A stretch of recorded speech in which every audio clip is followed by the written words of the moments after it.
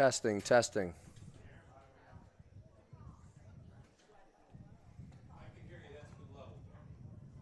Great.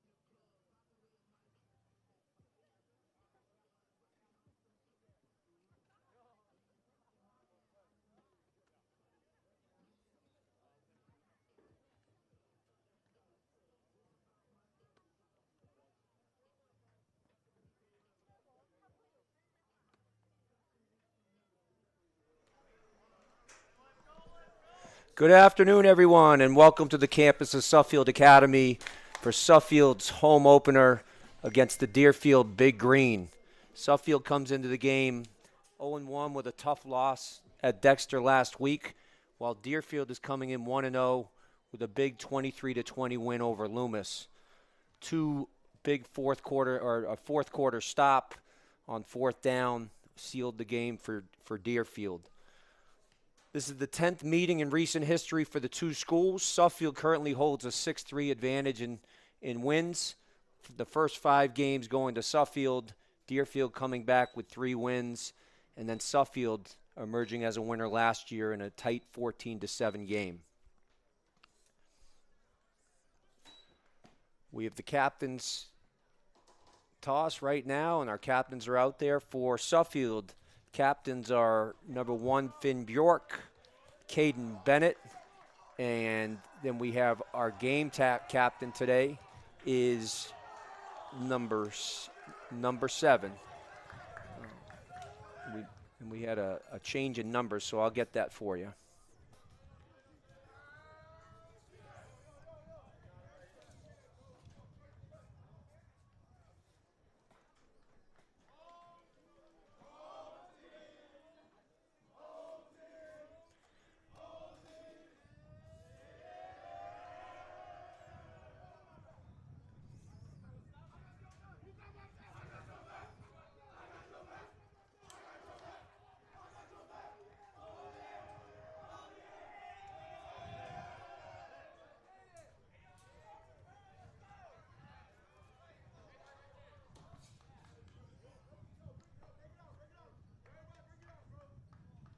And Deerfield will receive the opening kickoff. Suffield will have their kickoff team out here, and we're ready to go. Deerfield is led by Coach Brian Barbado. It's his 10th season as the head coach since taking over from the legendary Hall of Fame coach Mike Salippo. Suffield's led by Chris Setian, his 3rd season as the head coach and 5th season in the program. Interesting enough, both coaches are graduates of the University of New Hampshire, and both coaches coached there as well under the great Sean McDonald.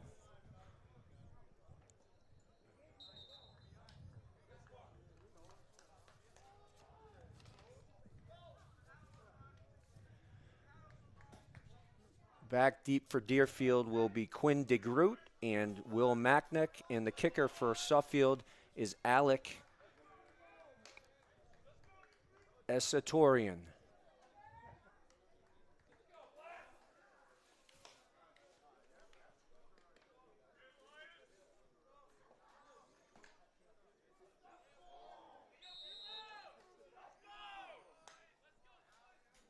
And Asatorian kicks deep, and it's going to be fair caught there by Macknick. And that's back at the 15-yard line. I'm not sure he meant to do that, but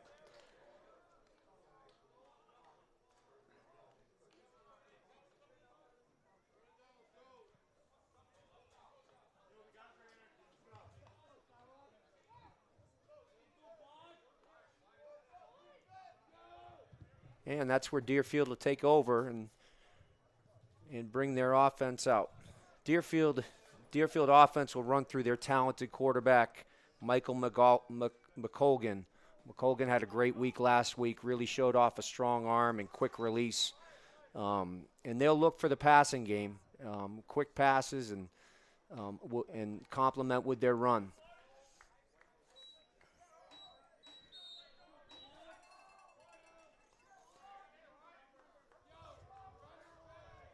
Suffield has a big defensive front, and they're looking to get pressure on Deerfield throughout the game to protect a little bit of an inexperienced secondary. There's the handoff to start, and Suffield is able to bottle them up.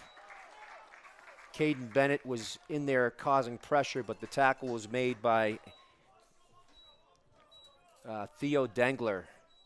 So Suffield has a big athletic defensive front. Could be tough for Deerfield to run the ball today. We'll see how the game shakes out.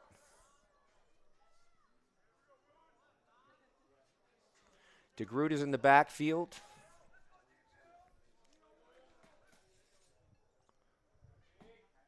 And McClogan is back, taking the snap, shotgun snap to McClogan. He's under pressure right away. That's Finn Bjork who's chasing him, throws it out, and it's incomplete. Good coverage on the back end. That was Deerfield trying to get the ball to Rivera, who had an excellent week last week on both sides of the ball. But the pressure by Suffield led to a pass that was just out of bounds. Good coverage on the play. That was number 21, Torrin Anderson, the young DB getting the start today. That brings up a 3rd and 9 for Deerfield. They're balanced 2-by-2 on both sides with their receivers. Quarterback takes the snap, drops back, quick release, and that is complete to Rivera, and he's across the stakes for a first down.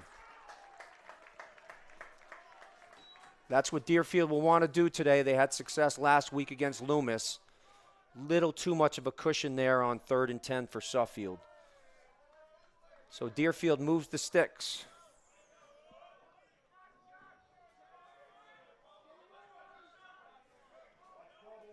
Deerfield now in an empty set. They showed this last week to start the game. That's no running back behind the quarterback.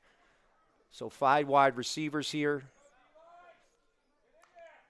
McColgan takes the snap, and it's a quarterback draw. Look designed, but Suffield's defensive front is there. And that was Tristan Sanders making the play. And that's going to be a loss of 5 on the play.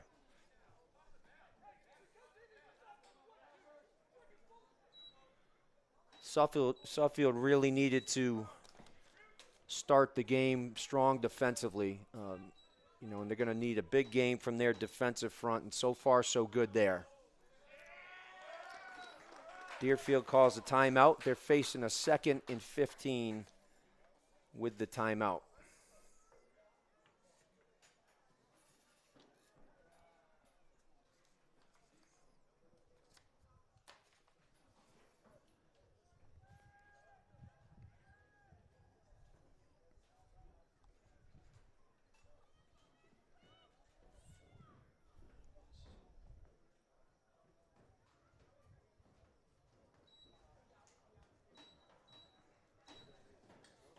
Been a lot of close games over the year when Suffield and Deerfield have played.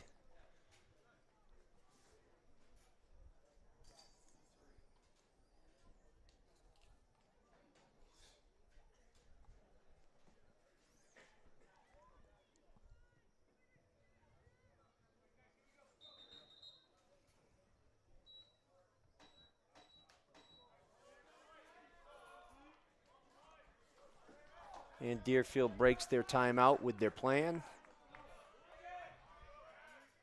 And they come out in a one-back set. So they're balanced 2-by-2 on both sides. True spread. Colkin takes the snap. He fakes. Quick release. They tried to hit the slant there to number 11, Chuck Haight, and he just right over the reach. That brings up a 3rd and 15.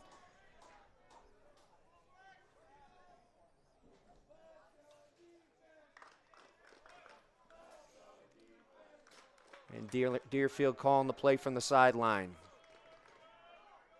Again, come out in one-back set. Split 2-by-2. Suffield looks like they're in a cover 4. There's the snap. Gets outside of Bennett. Gets out of the pocket. Could be good, but it's just over the head of Will Macknick, and that'll bring up 4th down. Suffield able to get pressure there, but McCulkin did get out of the pocket where he can be dangerous, but couldn't complete the pass. So that'll bring up a 4th and 15, and Deerfield's forced to punt.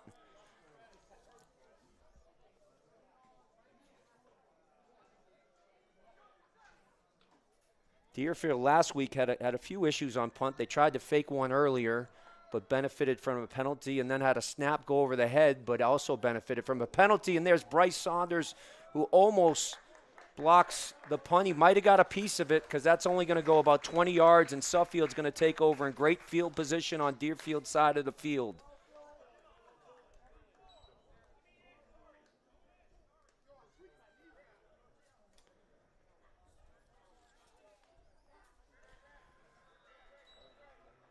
Believe Summers might have got a piece of that. And a big play for Suffield right away. Excellent start defensively for Suffield. They needed to show that they could get pressure on the Deerfield quarterback, and they sure did. Suffield offense comes out, and they're going to look to be a little bit more balanced here. They're led by sophomore Zach McKenzie, making his 2nd start. Caden Bennett will be in the backfield, the big back for Suffield. And they come out in the shotgun. They're going to give it to Bennett, who's off the left side, runs through a couple tacklers, and he's right away against 11 yards. A good start for Suffield. Suffield's going to have to find some balance and have some success in the run behind a big offensive line. And that's a great start.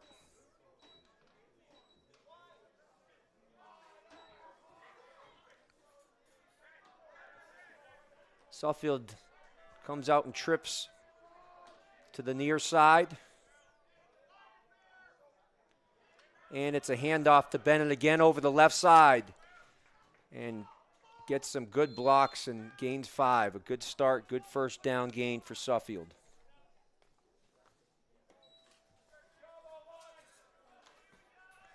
Deerfield will be playing a 3-4 defense, which is their tradition and what they've done well over the years.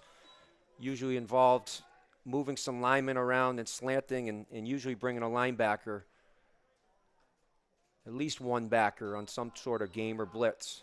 They've got a big defensive front. And their linebackers are pressed up right now. So Suffield's down in a tight trips formation to our side. Handoffs to Bennett. Again, a good hole from Suffield. They're getting a good push. He breaks one tackle and then is brought down hard by Will Macknick. But it's another Suffield first down, and this is what they need to do.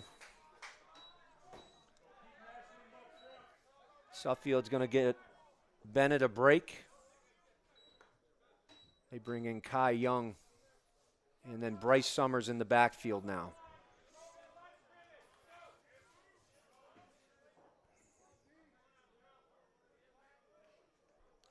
McKenzie in the shotgun formation. And the handoff is to Summers, who's dancing around. He's a good compliment to Bennett, and a good push by the offensive line. Looks like a gain of 7.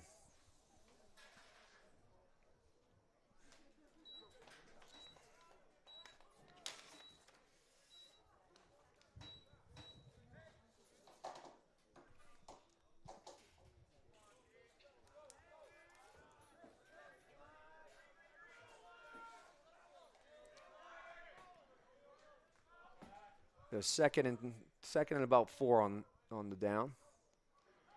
McKenzie back to pass. Throws to the far sideline that's just out of the reach, or actually a nice defensive play there by Macknick.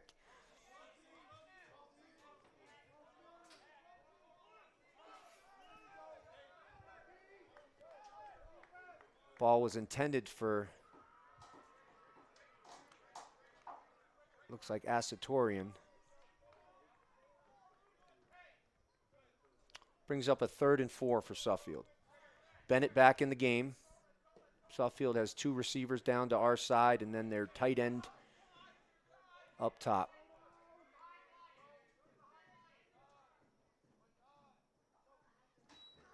Handoffs to Bennett over the left side. Driving forward, looks like he got enough for the first down. It was a good extra push. Deerfield might have initially had him stopped. And yes, it is another Suffield first down. They will be 1st and 10 at Deerfield's 14-yard line.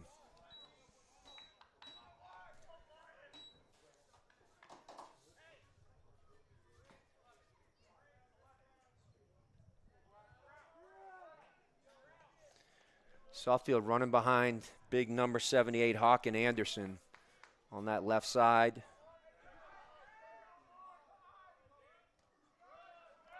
Fake to Bennett, and we're going to throw to Asatorian on the outside, and there's a flag down. There's a couple flags down on the play. Let's see what we have. John Sainma on the coverage for Deerfield.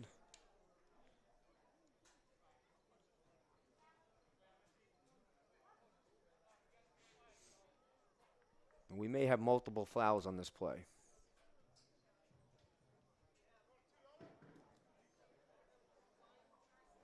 And it is. So it's offsides Deerfield. That was declined, but then we have the pass interference call that Suffield will accept, and that'll become 1st and goal. Now from the Deerfield, looks like from the 2-yard line.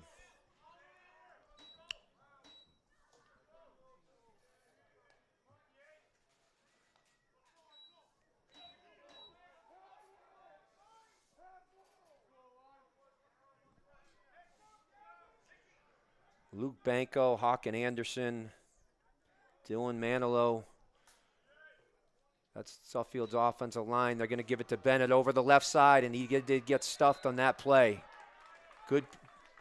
Deerfield got a good push up front. Kobe Moi, the nose guard, with a good push, and then looked like Lion Juhas finished Bennett. So no gain on the play. It's going to be 2nd down and goal from the 3-yard line for Suffield.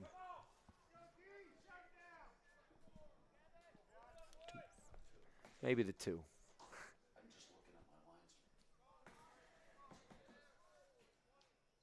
McKenzie takes the snap, gives it to Bennett again. He's over the left side, and they had much success there, and he's in the end zone. And Suffield comes out with a great first drive. Goes up 6-0. They really needed that to establish the run game, and they did.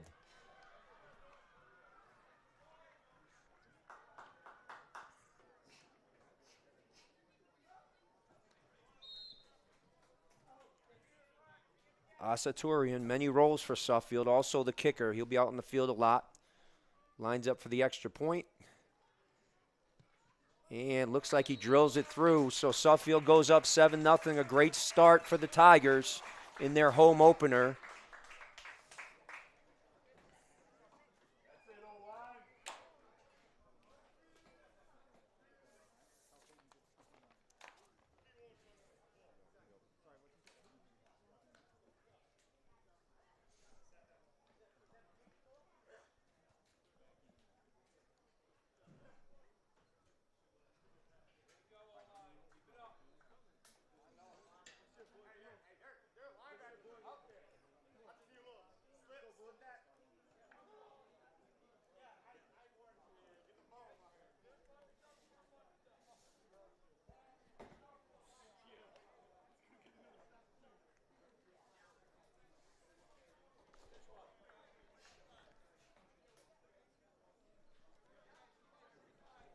So we've got 5:39 left in the first quarter. Suffield up 7-0 on Deerfield.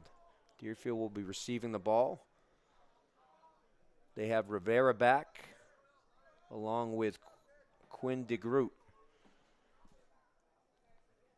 Both players had good games last week. Rivera in particular played well on both sides of the ball, had a touchdown catch and also an interception. And Suffield's going to kick to Rivera, which I'm sure Deerfield likes. Rivera going to run to the right side. That was Bryce Summers down there right away. He missed the tackle, but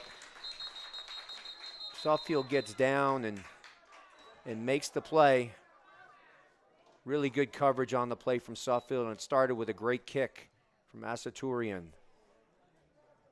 Luke Pappas finishing Rivera on the play.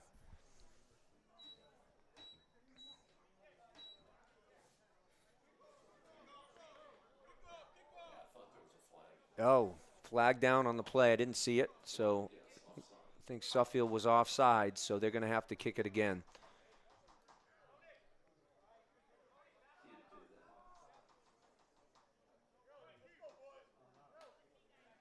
Unfortunate for the Tigers. They had Deerfield pinned back.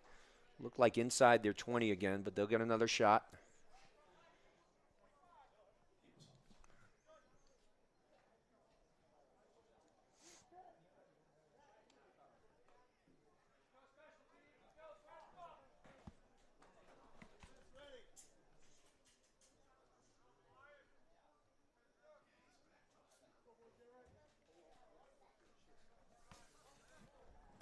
And here comes kickoff number 2.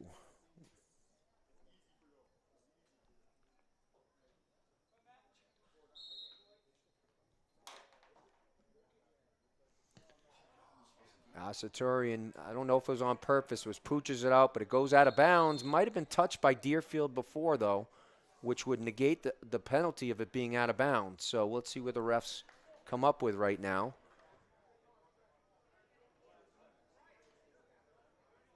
And there's no flag on the play, so it looks like Barrett Adams batted it out of bounds, so that the ball will be spotted there. No penalty on the play, so Deerfield will take over at the 32-yard line. Pretty good field position for the Big Green, but it could have been better with the potential penalty on Suffield there. And the Deerfield offense comes out. McColgan will take the snap. It looks like DeGroot is in the backfield with him. They have trips up to their far side. Tight end down to this side. The snap is high, and Bennett's in there right away, and here comes the pressure. That's Manilow, and then they throw it up. Oh, and he made a play. Winds up complete there. That's Chuck Haight who caught it. He got his 2 feet down, and Suffield had McColgan on the run, but he is shifty back there, and he delivered. So it's an 8-yard gain for Deerfield in the end. Good opportunity for Suffield, but Deerfield made a play. So 2nd and 2. And McColgan takes the snap. It's going to be a quick strike out to Rivera. Rivera got the good block there from Chuck Haight on the outside and just shifts inside. Good play for Deerfield.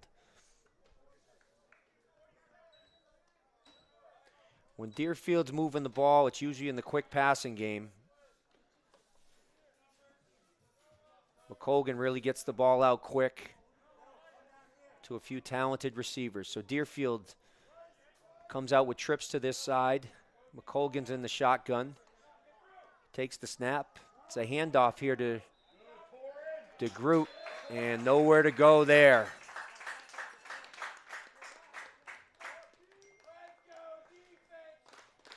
Suffield defense showing their stoutness up front, and then running to the football. That was Theo Dengler who was the first in there, and then he was finished by Torrin Anderson.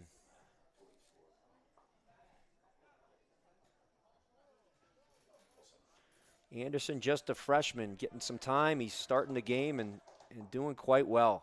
Very promising young athlete. There's the snap. McColgan takes it, and there's pressure right away from Finn Bjork, and he winds up hitting McColgan, who's down. He actually got held a little bit as well, but he's up, so that'll bring up 3rd and 13. Pressure right away from Bjork, who certainly has that ability.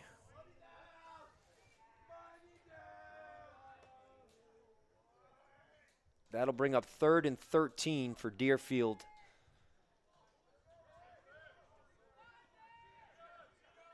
With Bjork and Bennett on the edges, if they're having their way, you know, it could be really good for Suffield.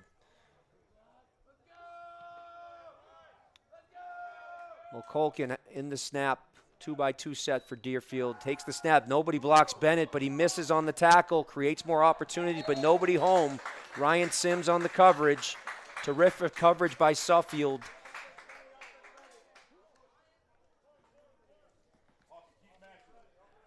McColgan was able to buy some time, which he's good at.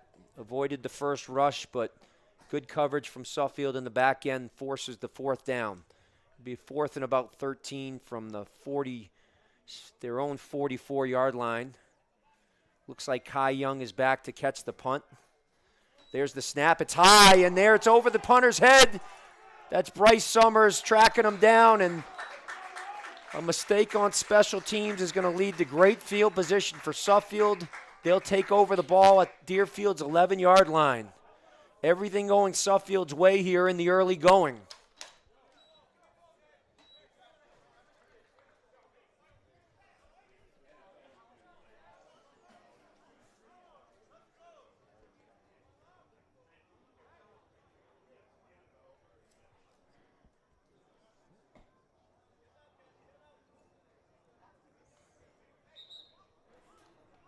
Deerfield with a couple big bodies up front. As I mentioned, Kobe Mois is their nose guard, and then Gavin Jeffries as well, and then number 87, J.J. Kiksa, is their left end. They'll see if they can keep Suffield out here. So Suffield takes over, 1st and 10 now. They can get a first down still at the 11-yard line. Bennett is the lone back. Snap to McKenzie, and Bennett's hit right away. Deerfield able to get some penetration. That was Lion Juhas, the blitzing linebacker, who came in and was able to first stop Bennett. There's a couple Deerfield players got on him as well. No gain on the play for Suffield, bring up 2nd and 10. We have 3:10 left in the first quarter, 7-0 Suffield. Beautiful afternoon here on campus, and got a great crowd here at Holmes Field to watch what is normally a really competitive contest. McKenzie back in the shotgun. He's got 2 receivers to this side with Bjork up top. The give again to Bennett. He's over the left side. There's running room right away, and he's got a gain of looks like about 8 yards. Oh, And a penalty flag comes in late. We may have an injury down. Oh, and it looks like it's Bennett who's down and hurt.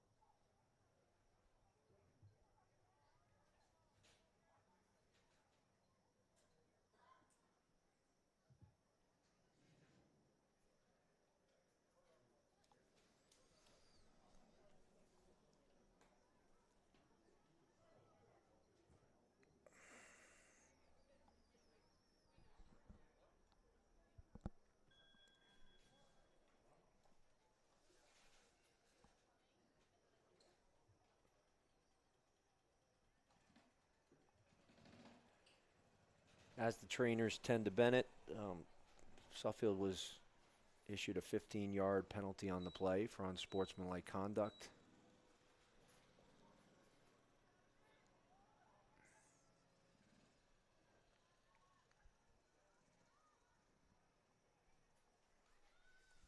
After the play was dead, so this will put Suffield on the 19-yard line for second down.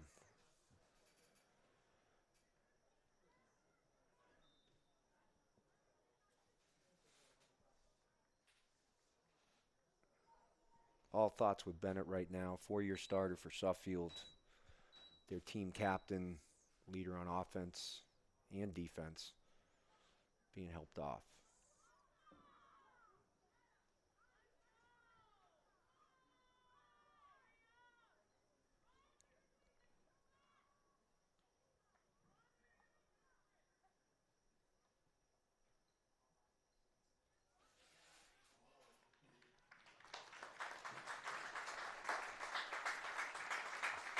And Bennett gets a big round of applause.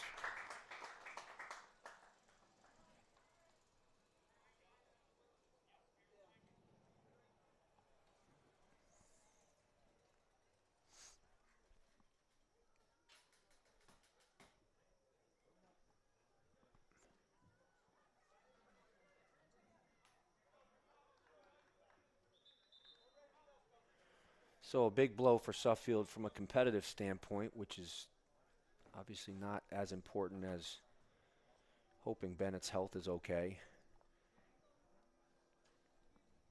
But Suffield will take over now. It should be second down. I think they have a third on the pole over there, but it should be second down from, oh, maybe I take that. It is third down. So third down and 18 right now for Suffield.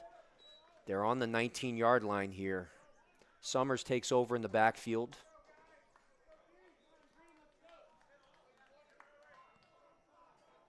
And the shotgun snap to McKenzie. He's got some time. He throws it up.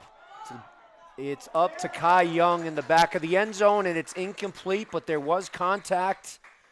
Multiple flags on the play, and Suffield may get a break here. The ball hung up in the air a bit, but in the end might have helped Suffield. As Young was coming back to the ball, there was a little bit of contact from Deerfield.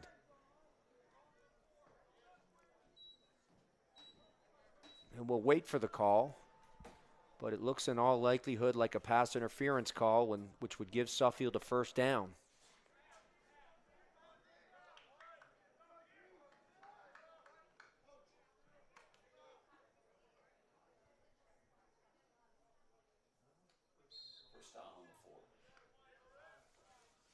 So it was pass interference, and Suffield now gains a first down. They're on the Deerfield 4-yard line, so that was a good big break for Suffield.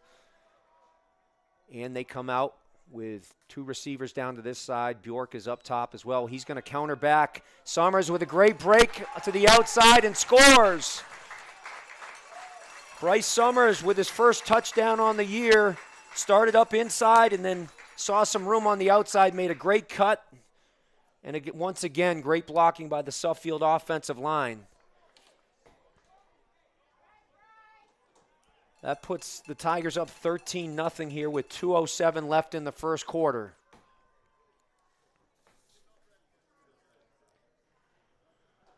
Summers really a great compliment to Bennett's style, as he's a little smaller but got some speed and quickness.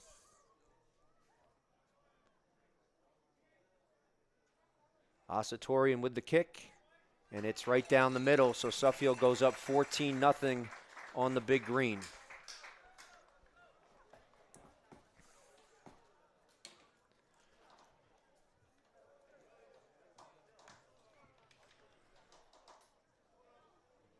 Suffield's play at the line of scrimmage on both sides of the ball has been the story of the game so far. Getting a lot of pressure on Michael McGolkin at quarterback, which is unnecessary because he's got a great arm and some good receivers, but the pressure is throwing off the Deerfield timing. And then offensively, Suffield is really doing a great job up front, gaining yards on just about every play when they're running the ball. So we'll see how the play unfolds, but it's certainly a great start for Suffield, one that they wanted.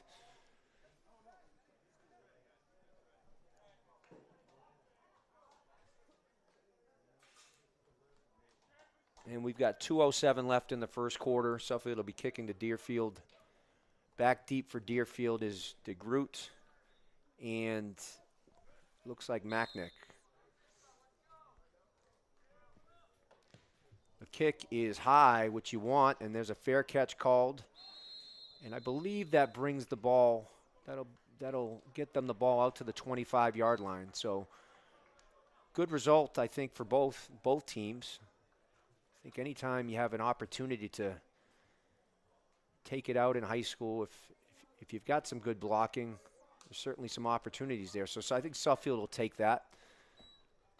Ball comes to the 25-yard line, and Deerfield will look to get back in this thing a bit. And again, their quick passing game was really effective last week. They're going to have to protect McColgan a little bit better so they can establish a little rhythm. So their 2-by-2 set takes the snap, and there it is. It's a quick screen out, but dropped, put it on the money. Looked like DeGroot. I will say Kai Young was coming hard for Suffield and running to the football, so DeGroot might have got his eyes up a little bit early.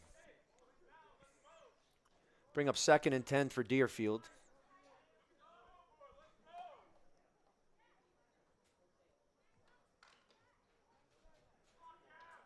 Deerfield comes out with trips now to the boundary or to this side. Ball's in the middle of the field.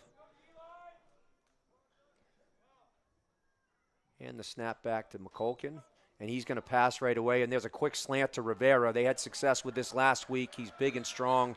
Beautiful ball there by McColkin to Rivera. And Deerfield gains 11, and that's going to be a first down. Those are the type of plays they made last week consistently. And in order to move the ball this week, it looks like they'll have to get some consistency there as well. So a first down for Deerfield. Trailing 14-0, and we've got 1:35 left in the first quarter. Deerfield now with their wing back up top. Again, there's a slant. Great play there by Suffield, and there's the freshman. Making a great play. Torrin Anderson. Boy, I tell you, in this league, you don't see too many freshman skill players get out there right away, and he's making his presence. So that was a great play. Good ball and a good effort there by Chuck Haight, but ball cleanly stripped out. That's the way you want it done.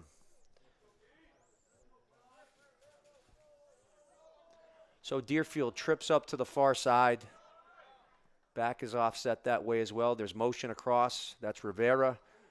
That's a fake to Rivera. They're going to throw to the out, and it's a good ball, and that's Haight on the outside. So Deerfield, got a little action with the motion, but a good ball there by McCulkin and Haight making the catch. That brings the ball to the 49-yard line. Be first down for Deerfield.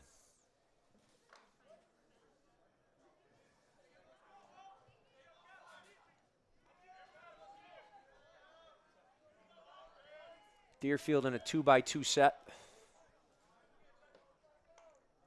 And it's a high snap, and here comes, it looked like Saunders put some pressure on, and McConkel did get the ball away, and it's incomplete.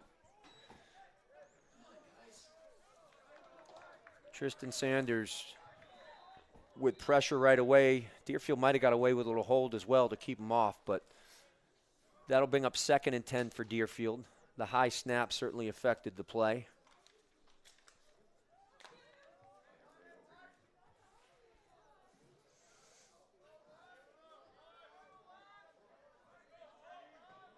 So Suffield showing 6 up front. Will likely drop a few here unless they bring the blitz, but yeah, and they do drop 2 linebackers, and there's the slant, opens up that gap. They're really hitting the slants right now. And that was Haight. All right, a perfect ball by McCulkin right in front of Ryan Sims. Suffield dropped 2 middle backers, but they didn't drop underneath the slants, and so Deerfield now getting some momentum here on offense. Looks like the quarter might come to an end here. We're trickling down at 10 seconds, and they're going to let it run out. Deerfield's on the Suffield 33-yard line, but the first quarter will end with Suffield leading 14-0.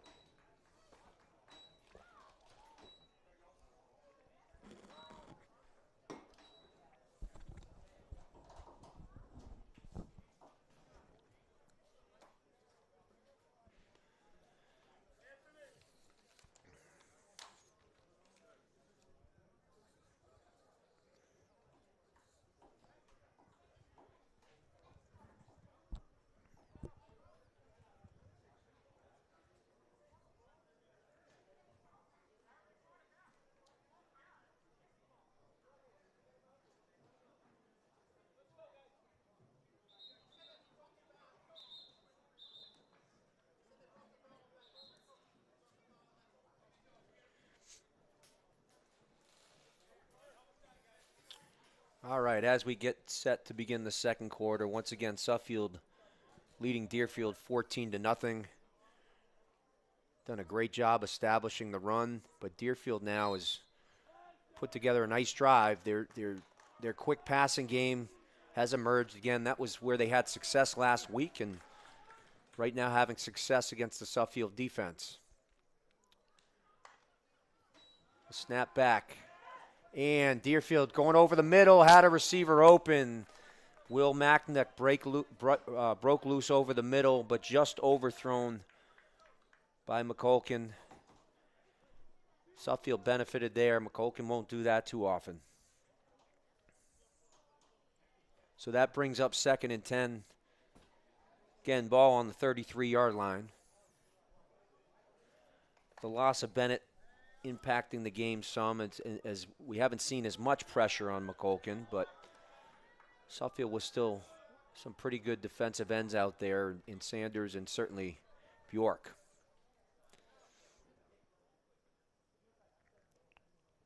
McCulkin takes the snap, And it's a quick release. It's a quick out there to DeGroot. He's got some running room, makes one miss. And a good move there. Suffield a little late in getting over there. Gave DeGroot, who's just shifty runners from running room, and he gains an extra 10 there. So Deerfield now knocking on the door a bit. They're in the red zone here inside the 15-yard line. They'll take over 1st and 10 on the 14.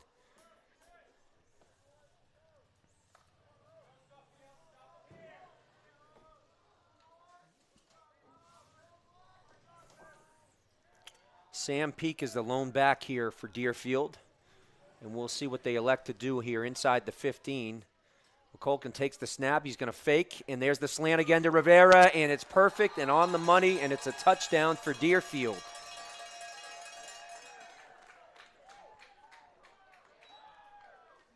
So Rivera running his slant route, and it's just underneath the secondary and just over the linebackers. They're finding that window, and a great drive for Deerfield to come back, and that makes it a 14-6 ball game with the extra point pending.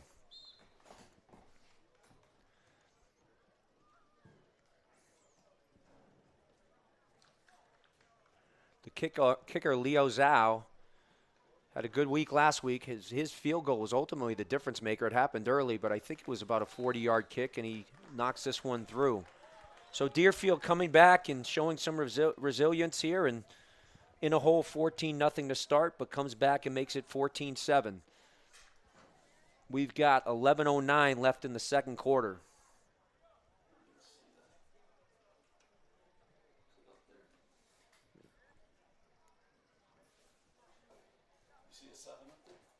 Yeah.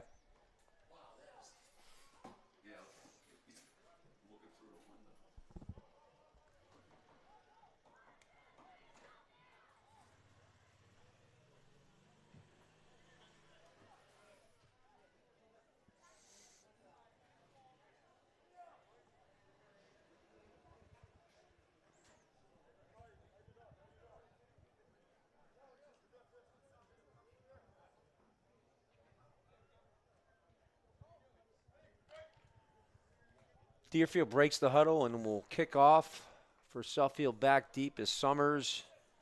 And it looks like Pappas as well, I believe. Yep. Luke Pappas, Bryce Summers back for Suffield.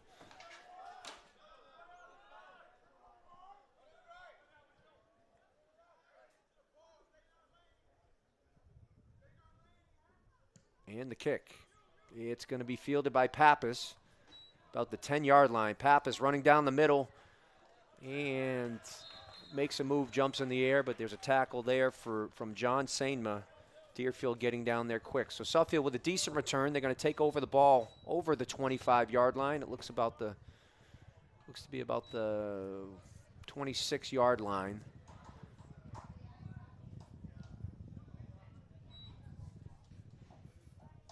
And again, Suffield's been able to run the ball today, and Bennett a big part of that, but more importantly, the offensive line is doing a great job up front. They knew they needed to establish the line of scrimmage, and they've done so far, done that so far. Summers will be the back now with Bennett out.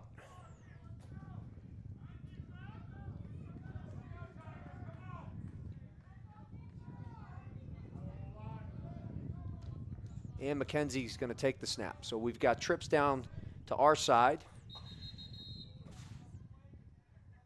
Oh, we've got to delay a game out of off the kickoff for Suffield, and looked to be a little bit of confusion, and that's unfortunate. So we've got 1st and 15 for Suffield to start.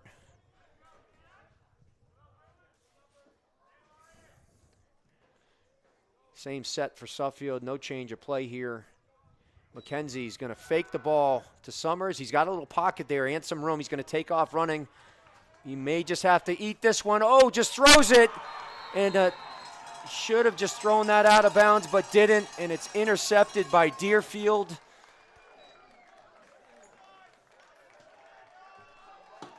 And that was McLean Ball from Atlanta, Georgia, who made the interception, and that's one Mackenzie's going to regret. He had some room to run, but when Deerfield pursued, really had a few options, and that wasn't the one he wanted. So Deerfield takes over at the Suffield 28, and now momentum has certainly shifted here.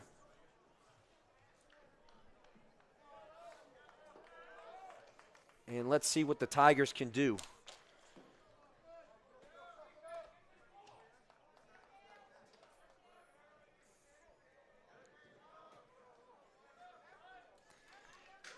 All right, McCulkin's back, and he's in an empty set. There's no running back there. He's got, they might have been missing a play. Oh, no, they were empty, and there's a ball tipped. Oh, and incomplete. Ball got tipped up in the air. Didn't see who tipped it. Might have been Sanders. Flag on the play.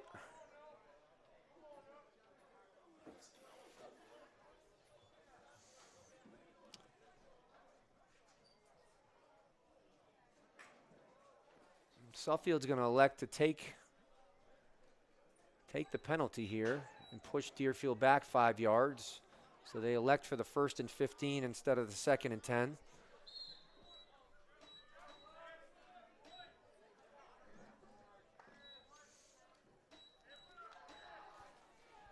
Well, when you're a linebacker or DB, you like those balls being tipped in the air. They couldn't locate it in time, though. So Deerfield now with 1st and 15 from the Suffield 38. We got a rollout by McCulkin. He's being pursued, but and overthrows Haight on the outside. Pretty good pressure there.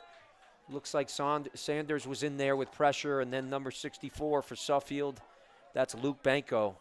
Banco doing a great job at left guard on offense, is also seeing some time now on defense. Was able to break through the line and apply some pressure on McCulkin, which will be key to slowing down this Deerfield offense.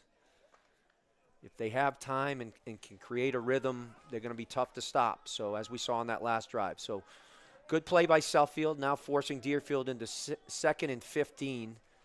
They've got trips to the top with Haight down here at the bottom. Shotgun snap. He's got some time. No, Suffield's got some pressure.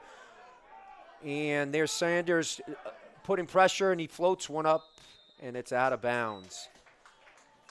So it was Sanders there and Manilow as well. Manilow wearing number 7 this afternoon, which threw me off earlier.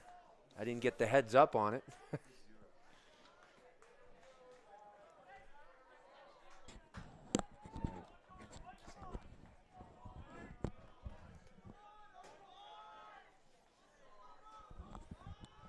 So Suffield needed that on those first 2 plays, so they're forced 3rd and 15 for Deerfield.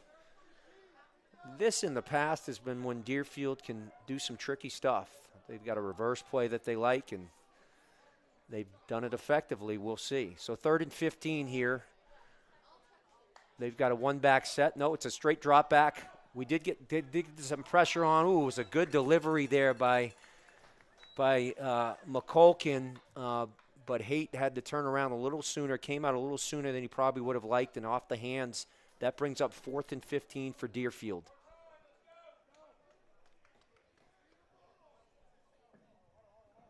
The young Anderson on the coverage there.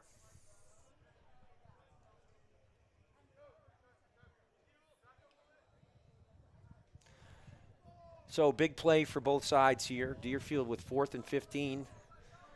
And Suffield trying to take the ball over on downs. This would be a big stop after a mistake for Suffield if they can hold Deerfield here. Barbato's going to take a timeout here. It's his 2nd timeout that he's used. Wants to discuss what to do here on 4th down.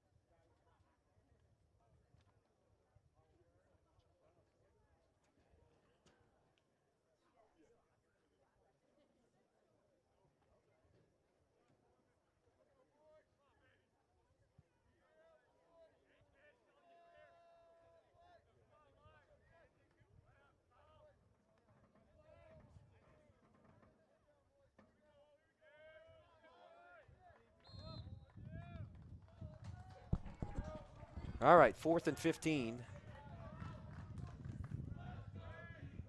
Deerfield comes out with one back set. They're 2-by-2. McCulkin able to step up in the pocket. He's going to run, but he's got to get them all. He gets away from one and may have gotten the first down. It'd be a combination great effort, but poor tackling by Suffield if he got it. And he did. Oh, Suffield had two defenders right there and then just didn't make the tackle. It wasn't a dynamic move by McCulkin, but he came to a stop and redirected and got the first down. So Deerfield with a big play. Not sure they drew it up that way, but great players make big plays, and that was certainly a great one there by McCulkin. So Deerfield 1st and 10 now at the 17-yard line. They're going to fake their Sanders with pressure right away, but there's the slant, and there's the touchdown. Suffield's got to learn to adjust. I mean, that's probably 4 or 5 times now they've hit that slant right in that window. Touchdown to Rivera. And now Deerfield 1 extra point away from tying this game.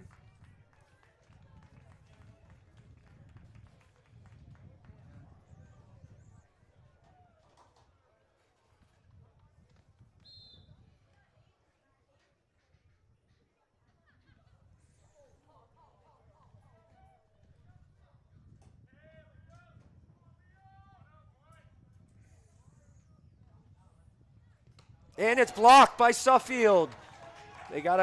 Deerfield's got to recover it, or Suffield has a chance, but no, nobody gets it. But yes, a big play there by Suffield. They maintain the 1-point lead. Not sure who got their hand on it, but maybe that can swing some momentum back to the Tigers' side. So we've got 9:51, still a ton of time left here in the first half. 9:51 left, and Suffield leading Deerfield 14-13.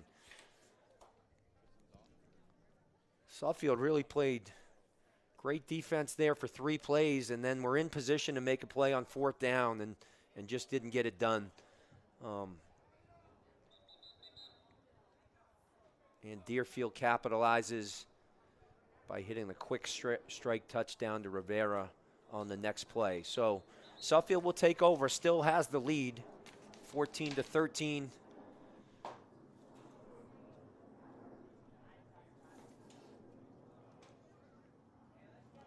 And certainly an important stretch of football and a big drive coming up from Suffield to see if they can gain back some momentum in this game.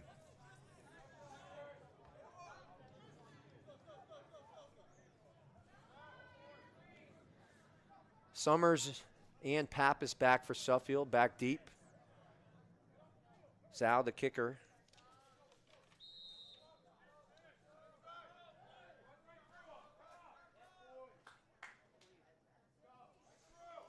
And the kick is going to be fielded by Pappas at about the end zone. He's going to bring it out.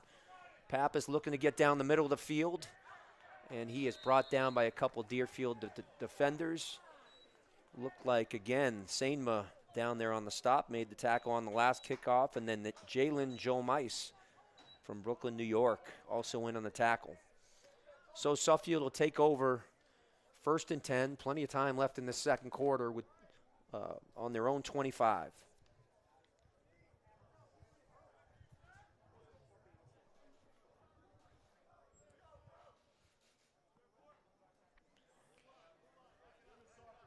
The Tigers really showing that they have the ability to run the ball behind that big offensive line, certainly with Bennett, but even with Summers. So let's see how they come out to start this drive. They've got Bjork down here as the H-back to the near side, to the 2 receiver side with Summers in the backfield. McKenzie takes the snap. It's a handoff to Summers. Good hole up the middle. Good cut to the outside. He's got to get downhill a bit, though. He's still running on his feet, though. Broke a couple tackles. Looks like a gain of about 6.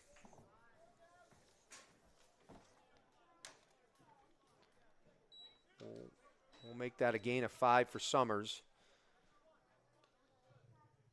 Certainly shifty in there.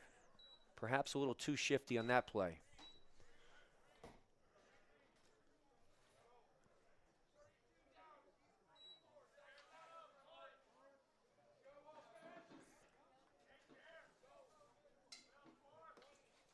So 2nd and 5, snap to McKenzie. He drops back, he rolls out right, and he's going to go throw deep and out of bounds. Suffield with a little bit of a breakdown to this side. I think it was a designed rollout up top, but nobody blocked number 87. I believe it Kitsa for Deerfield, J.J. Kitsa. So that'll bring up 3rd and 5 for Suffield.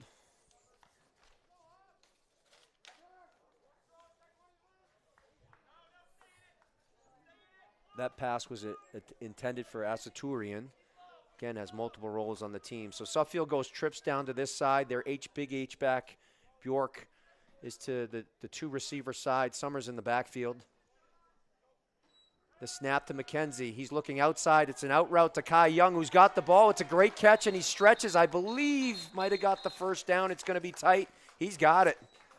Great play by Kai Young, who was able to catch the ball with a defender on him.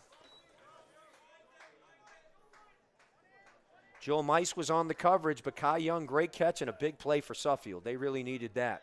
So that'll be 1st and 10, ball on the 36-yard line. Young, a sophomore, 3-sport athlete, plays varsity football, basketball, and baseball. And a big first down for Suffield. Looks like Suffield was a little bit off and jumped, so they're going to start off in a hole. They'll be 1st and 15.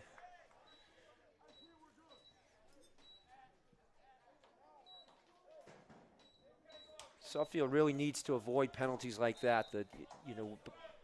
When trying to establish the run, 5 yards on first down will mean a lot. So 1st and 15 for Suffield.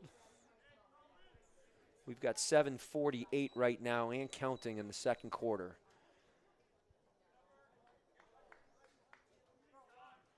And if you're just tuning in, Tigers scored the first 14 points, really moved the ball well, and seemed to be in control, up 14-0 both sides of the ball, but Deerfield has come back now and make it a 14-13 lead. And we've got a 1st and 15. McKenzie takes the snap. He's going to drop back. He's got time. Throws a great ball there to Pappas, but just off the hands. McKenzie threw it on timing, which you want to do, but was thrown before Pappas turned around, and he just lost sight of it. So that'll bring up a 2nd and 15.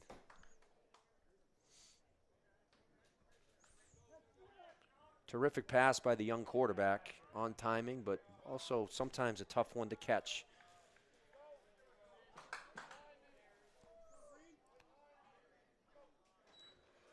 McKenzie takes the snap. Sanders is dancing around a bit, but powers forward and for a gain of 4 on the play. Really got what he could out of that. Had to avoid an initial Deerfield defender and then dipped his shoulder and got 4 out of it. So Suffield picks up 4. That brings up 3rd and 11.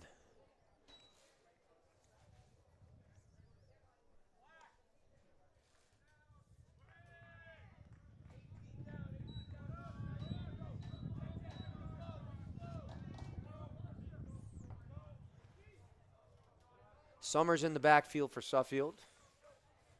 And McKenzie takes the snap. He's got some time.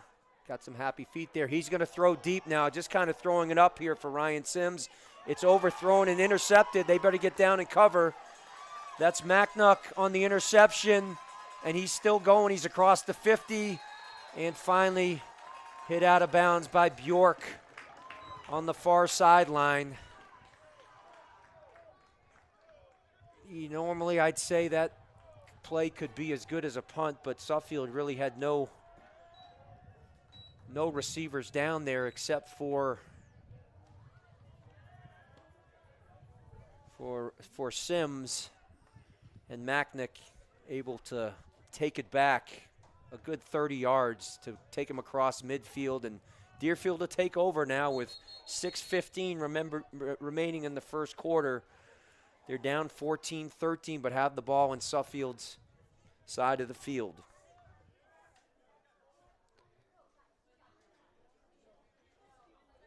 It looked as though Suffield had some decent blocking up front, but McKenzie, there was some pressure late. I don't think he saw anybody open, and he took a shot downfield, gave Sims an opportunity to go get it, but overthrown, and really good play by Mackner.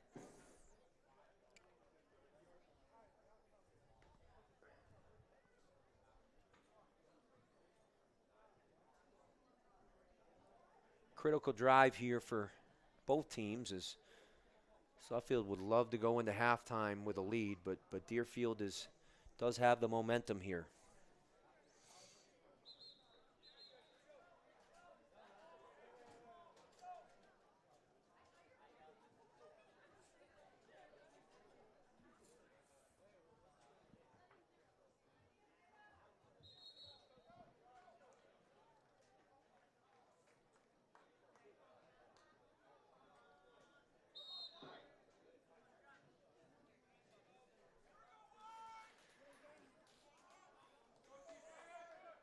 So McCulkin will lead Deerfield's offense from Suffield's 45. They've got a one-back set. Looks like Peak is the running back. They're 2-by-2. Tight end to this side. He takes the snap. Suffield's blitzing through. Could be a good call, but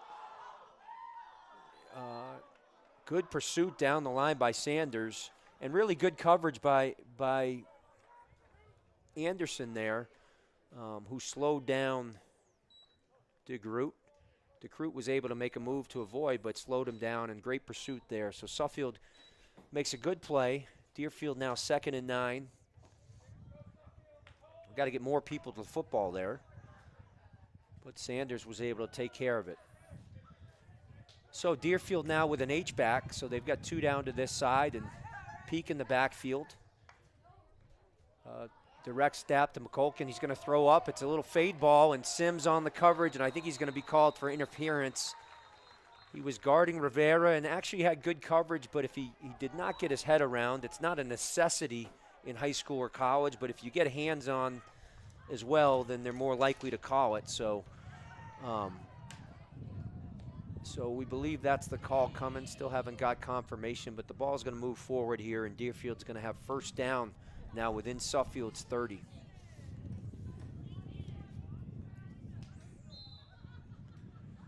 Sims with decent coverage, but he's just got to have a little bit more control there and be able to get around or at least keep his hands off Rivera. Good ball by McCulkin, gave them a chance. So here, Deerfield now is 1st and 10 at Suffield's 28. Here's a direct snap to McCulkin. They've got pressure now, but he avoids the pressure. He's shifty, and he's going to roll out. He's got some running room and runs out of bounds. And Will Napier was on the pursuit there. Tristan Sanders putting some heat on, but some good feet there by McCulkin, and he was able to avoid the rush and actually gain 4 yards on the play. So Deerfield will have 2nd and about 6.5 from Suffield's almost the 25-yard line.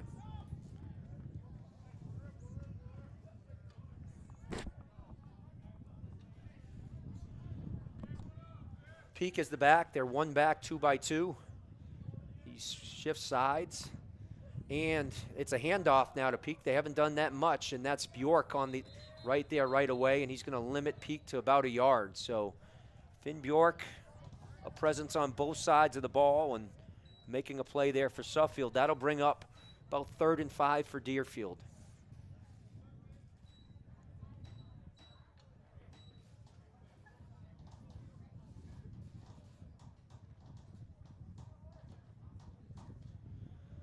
Suffield with Manilow and Banco inside, and then Bjork and Sanders on the outside on their D front. Middle linebacker Napier, and I believe they've got Theo Dengler as a backer as well. Here's the snap to McCulkin. He's got good time, and it's thrown up. Good coverage there by Sims as well, though. So Rivera had a shot. He actually got one hand on it, but pretty good coverage. Again, if you don't need to get your head around as long as there's no contact in high school and college. And but it will help, and especially the referee's eyes. But a good play there by Sims, and that'll bring up another 4th down. So this is a huge play. We've got 3:55 left in the first quarter. Suffield with a 14-13 lead. We got 4th and 5, ball on the 24-yard line. Shui hit it, or Zhao, the kicker, hit a long field goal last week, not quite this long. So Deerfield elects to go. It's going to be 4th and 5. McCulkin's going to take it back. They've got one back, 2-by-2 set. And Suffield's blitzing, and it's a quick slant and incomplete. Ball was a little bit low for Haight, and Suffield blitzed their middle linebacker, Napier, and I think that might have sped up McCulkin a little bit, but a big stop there for the Tigers. They really needed it, and they'll take over on downs with 3:52 left in the half, second quarter. So Deerfield's been going to that slant, and they've been hitting it, but that one was just off the mark, a little bit low for Haight, and they did find that window again, and Suffield's going to have to talk about closing that window at halftime and finding ways to do it, but they did get out of the play, and they're going to take over here. So McKenzie will lead the offense out with Summers in the backfield. Suffield going to need a little balance here, and again, they had a ton of success early running the ball with Bennett and Summers' son. They're going to roll out a little bit and then throw the quick. It looked like it might have been Kai Young on the outside or Asatorian. I'll tell you in a minute, but they throw, it looked like a quick hitch on the outside with a rolling back. It was Asatorian, I believe, on the catch. So a gain of about 7 for Suffield.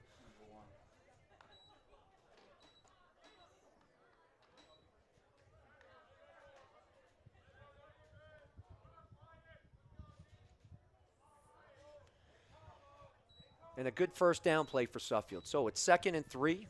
McKenzie takes the snap. He's going to hand it to Summers. Got a hole right away, and he's running forward, churning forward. So good job. That's a good run by Summers, who had some contact at the sticks, but was able to plow through for an extra yard.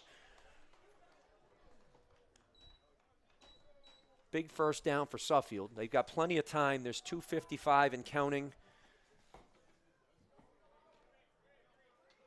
Run and pass and play the whole way here. So they've got their whole playbook to use in no rush. The H-back Bjork down to this side, to the true receiver side. They're going to roll McKenzie a little bit. He didn't like what he saw right away, and he's going to throw out of bounds. Good decision there by McKenzie. Suffield with a couple receivers in the same area. Couldn't quite tell what the route combination was.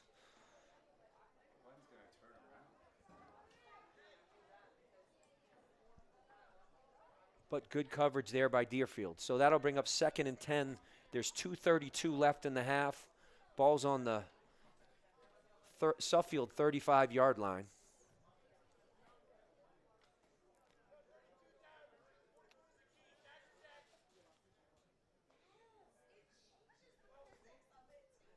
Summers, the lone back for Suffield. McKenzie takes the snap, and they're going to pass. Has some time, throws over the middle. Pass intended there for, looks like Asutorian, but incomplete. Good coverage on the play by Deerfield.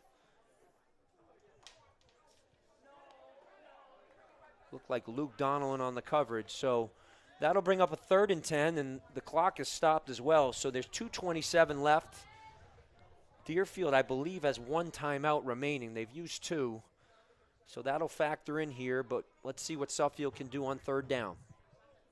They've got Summers as the lone back, the true 2-by-2 set with Bjork split out a little bit. McKenzie throwing to the outside to Asatorian. There's tight coverage there by Will Macknock, and the pass is incomplete. McKenzie throwing a timing route. There was really no pressure, but the play is for the sticks. He threw it to the sticks, but could not connect. So with 2:22 left in the half, Suffield's going to punt. 3 straight passes for Suffield led to little time coming off the clock, and Deerfield will have an opportunity here. Asatorian, the punter, as well.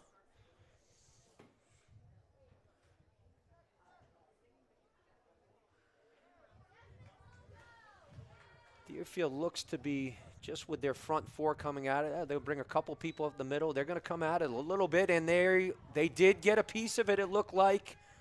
So that was number 44, and he's wrong in the program, but that's Barrett and Adams who got his hand on it, and a big play for Deerfield on special teams, and they're going to take it over at Suffield's 43-yard line.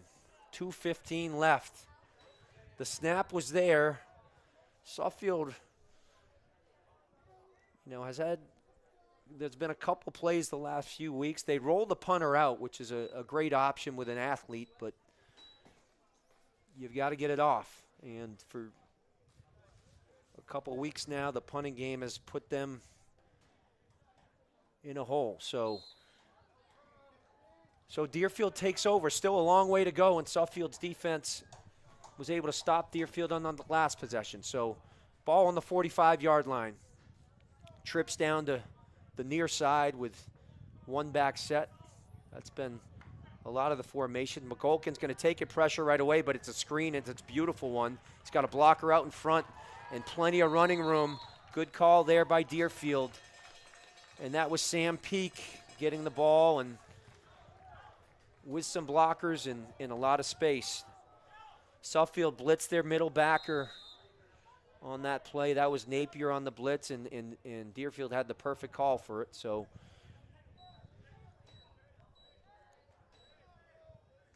the ball's on the 29-yard line with 1:57 left.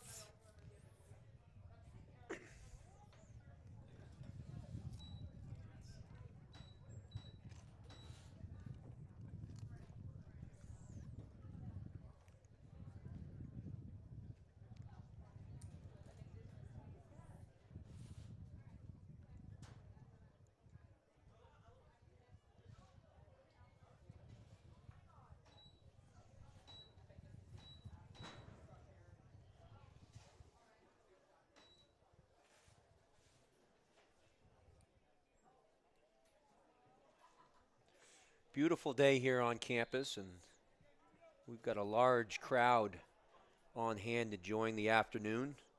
Had a couple contests earlier. I believe our girls varsity soccer was victorious, and they're having a good season. And I didn't get a volleyball score yet, but I will. Our volleyball team off to a good start. Our girls JV soccer had a good win this afternoon. So beautiful day on a Saturday to be at Suffield Academy, and Deerfield now takes the snap, and they're going to fake the reverse and throw up there to Barrett Adams, and that was ball was incomplete, and that was about the best Deerfield could have hoped for because that ball was thrown up for grabs. They had a fake reverse on the play to Rivera that didn't fool many, and then threw it up, but incomplete. So second down here, 2nd and 10 now. There's 1:54 left in the half. Deerfield's going to come out in a 2-by-2 set. Peak in the backfield. Suffield pressed up on the outside down to this side of Rivera, hoping they have help over the top. And there's a snap. There's a good pocket and a good throw, but just out of the reach of DeGroot. Pretty good coverage, trail coverage there by the young Anderson. Not Hawken Anderson, that is Torrin Anderson, who's coming up big as a freshman. So was in trail position, had to be a perfect pass, but wasn't. So DeGroot got one hand on it, but wasn't able to bring it in. So that'll bring up 3rd and 10 now, 1:48 left in the half, ball on the 29-yard line. Again, Deerfield kicked the field goal last week pretty convincingly. Don't know if they're in range yet. May have to get a few more yards, and that may be the goal here. McColkin takes the snap. Suffield's blitzing again. They do have pressure. He's got to be spilled out of the pocket, and Rivera came open on the outside. McColkin bought some time, but it's just over his head, and that brings up 4th down for Deerfield. McColkin did a great job of rolling out to avoid the pressure and bought some time, which he's good at. And Rivera did get open, but the ball was just overthrown. And they are going to try a field goal here. So this is going to be about a 46-yard attempt.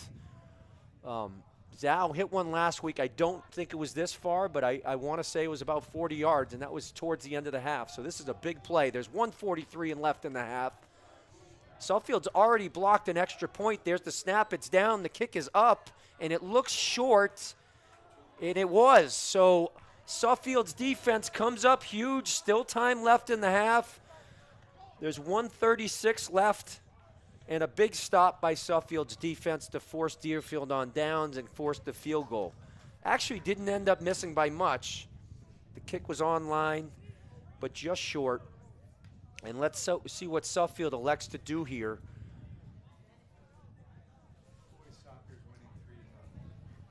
I was just informed that Suffield's boys soccer team is up 3-0.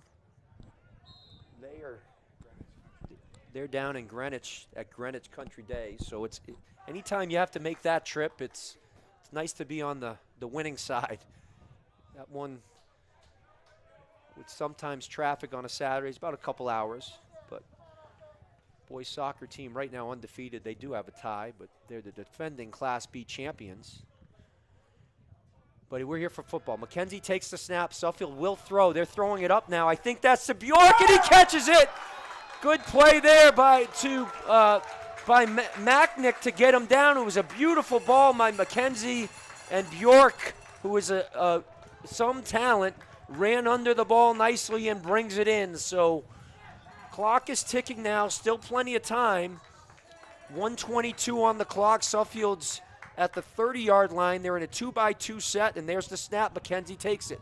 Steps up in the pocket. He's going to run. He's got some space. Hey, he makes a man miss, and a great move by McKenzie to pick up another 13 yards on the play. There's 1:08 left in the half. The clock stops on the first down and now begins to run. So Suffield now is going to be on the 20-yard line with 1st and 10. Good decision there by McKenzie. He was able to juke the middle linebacker to gain extra yards. Summers in the backfield here. Clock's down to 50. McKenzie takes the snap. He's got time. He's throwing over the middle. Young up in the air just off his hands. The middle linebacker, Barrett Adams, was on that, and a tough one for Young to pull in. So that'll bring up 2nd and 10. We're down to 42 seconds here in the second quarter. Suffield behind a great play and a great catch by Bjork, but a fine throw as well by McKenzie. So we're on the 19-yard line. Summers is the lone back. H-back, Bjork up to the top. So they're really trips up top, trips tight. And the snap to McKenzie. He throws it out, and Bjork catches, but he's hit right away. A big hit there by DeGroot, who brings Bjork down at the 18-yard line. They did gain 2, and Suffield elects to call a timeout. So 29 seconds left in the half. Ball's on the 18-yard line. Suffield will be 3rd and 8. Asatorian certainly has the leg from this distance, but you would like to get some more yards here if you're Suffield. They had an issue last week on an extra point where the snap didn't get down, and they gave up 2 to Dexter on their initial score. So Suffield with the ability to kick a long field goal, certainly, but a lot has to factor in for you to make one 35-plus at this level. So Coach Sedian has his team gathered, and he's going to see what we come up with a play on 3rd and 8. Again, on Deerfield's 18-yard line. Suffield leads 14-13. 29 seconds left in the half.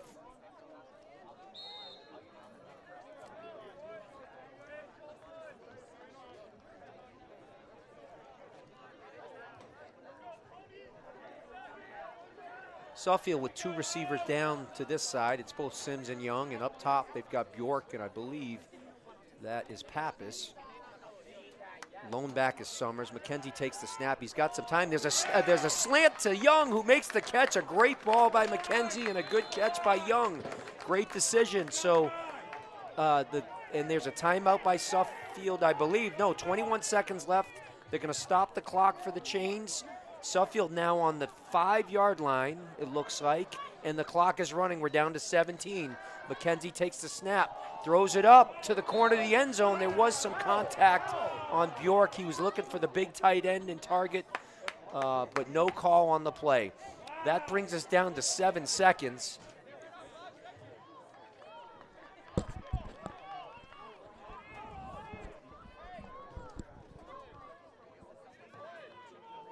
Tough no call for Suffield there, as the ball, I believe, was still in play. It could have been called out. So anyway, we've got 2nd and goal now from the 5-yard line.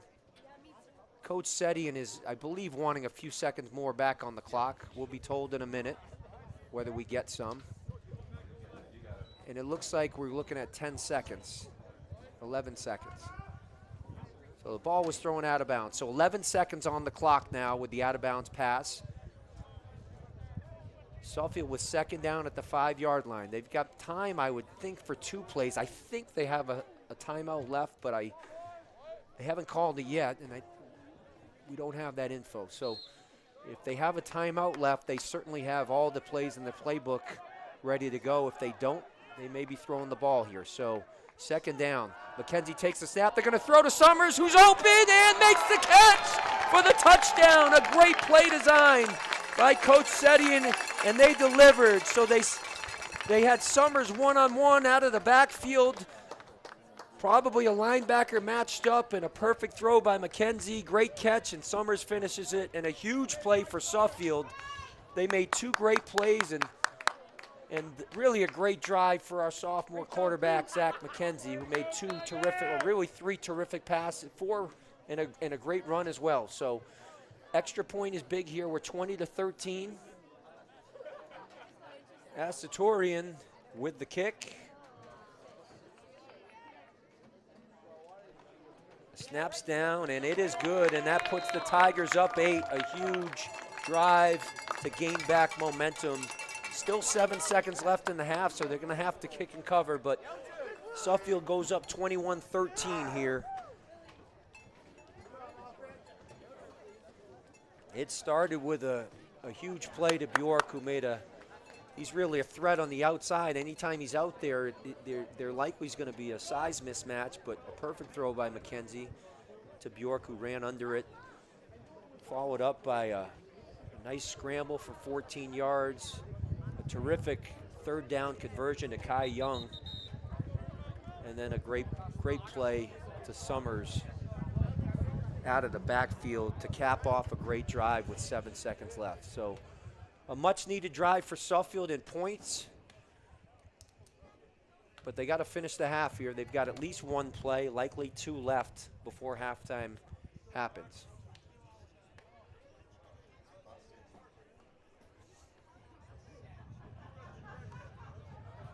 So Asatorian, we'll see what he elects to do here. Could be a squib kick or could kick deep.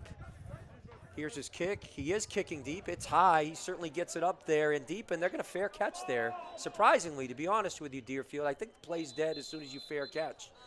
But they choose to fair catch. And so they'll take over on the 25. They'll have 1 play if they elect to take a chance here. They certainly have the arm, McColgan, to at least attempt something, but my guess is that they'll take a knee and head into halftime, which would be the smart play by Coach Barbado. They were in a similar situation last week against Loomis and did take the knee. So it looks like it's going to be the end of the first half. Certainly entertaining, as Suffield got out to a 14-0 lead and Deerfield fought back, and Suffield comes back with a great drive to end the first half and make it 21-13. Obviously Suffield happy to be in front, but not happy with the discouraging injury to Bennett, who's a leader on both sides of the ball, and that is where momentum partly swung. They were able to punch it in after Bennett was hurt to make it 14-0, but he's really a presence on both sides of the ball, arguably the best defensive player in the league, and has also been Suffield's top running back, certainly last week. But Sanders has done a nice job filling in. He's a different type of back. And Suffield has been able to still put some pressure on McGolkin. So hoping the injury to Bennett is not serious. It is his ankle, and he'll be taken in. But needless to say, regardless, we're 21-13 at halftime. I'm going to take a break here. We'll join you back. We're going 15-minute halves here. Suffield and Deerfield will elect to go inside. And so we'll be back in about 10 minutes to bring you an exciting second half. Again, Suffield 21, Deerfield 13 at the half. We'll see you in a few.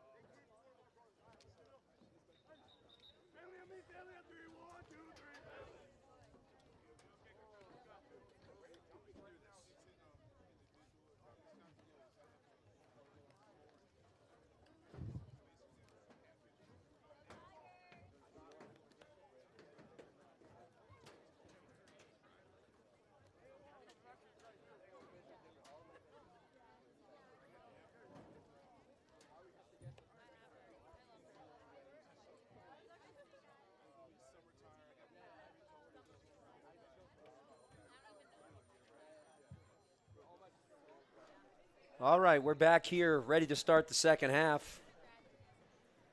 Suffield, I believe, will be receiving the ball. They will be. So Deerfield will be kicking off. 21-13 Suffield.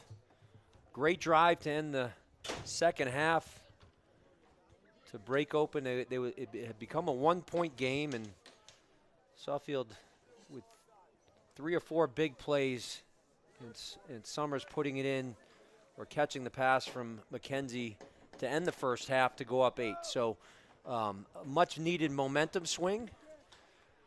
If you're just joining us, Suffield rolled out to a 14-0 lead. And then Deerfield came back with 13 and really stole momentum from the game. But Suffield had a couple big defensive stands with Deerfield with the ball in Suffield territory and then scored at the end of the half. So we'll start the second half. The kick is to Pappas. He's going to run up and catch and dropped it right away, and Summers fell on the ball.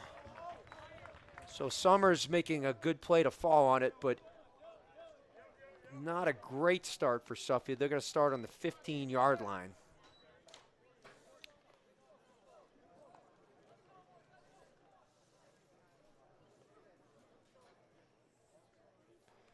Pappas had to get moving and really run under that, but it looked like he had it for a minute, but Jeff never really secured it. And so Suffield will start off 1st and 10, their own 15-yard line.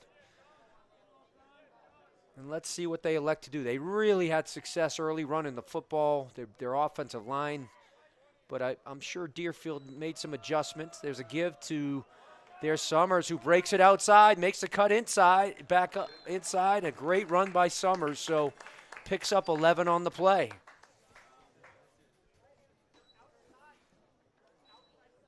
So that one started up inside, but Suffield, with their offensive line, was able to maintain contact with the Deerfield defenders and keep pushing them back, and a good cut by Summers. Anthony Boniface, playing only his second football game on the outside, is the right tackle. And Summers broke outside his block. So 1st and 10, ball's on the 25-yard line. McKenzie with the fake pitch. That's a designed play and a terrific one by Suffield as he follows 2 blockers to the right. So the pitch was faked out to Summers on the offensive left, and then it's a designed run to the right with a couple lead blockers. So it's almost a quarterback draw, but with a fake pitch. Nice play by Suffield and good running by McKenzie.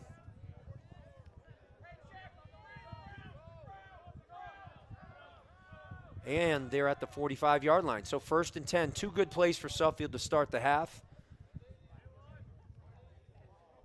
Snap is to McKenzie. The give is to Summers. And he breaks one tackle, and he's got some speed. Summers still going, breaks another. And he's down at the 25-yard line. So Suffield, Summers with a good cut. Lion Juhas was in the backfield right away, but Summers was able to break the tackle, and then there was some open grass behind it. So it's a gain of about 30. That'll bring Suffield to the Deerfield's 25-yard line. 3 positive plays to start the half for Suffield. And they've all been on the ground.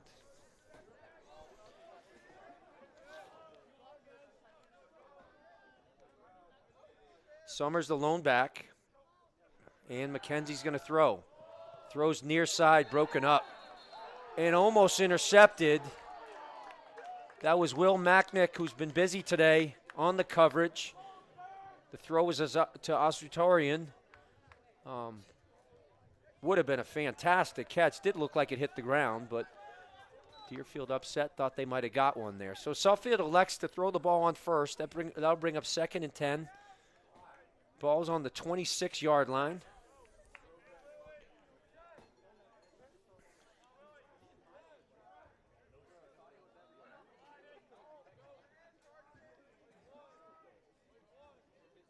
And the snap back, the give is to Summers. He's a little bit patient back there. He's got to get downhill and get his, but he's still moving forward. Good running by Summers there. So had to pick his hole, but when he got downhill, broke a tackle, was able to dip the shoulder, drive for a few more yards. So now we've got 3rd and 7. Very, very manageable for Suffield here, the way they've been running the ball. Sorry, 3rd and 4.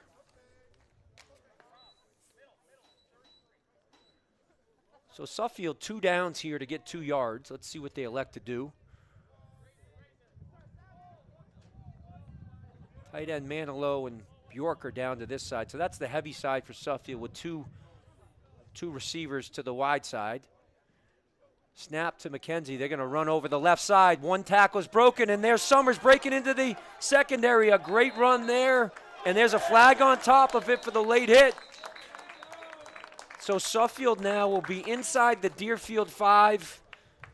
Suffield running over that left side. They were heavy that side. And they're already heavy over that side to begin with Big Hawk and Anderson over there, but they also had Manilow as the tight end, and then Bjork. Summers made a great cut and was able to sneak through the hole into the secondary. So that'll put Suffield at first down on, it looks like about the 3.5-yard line.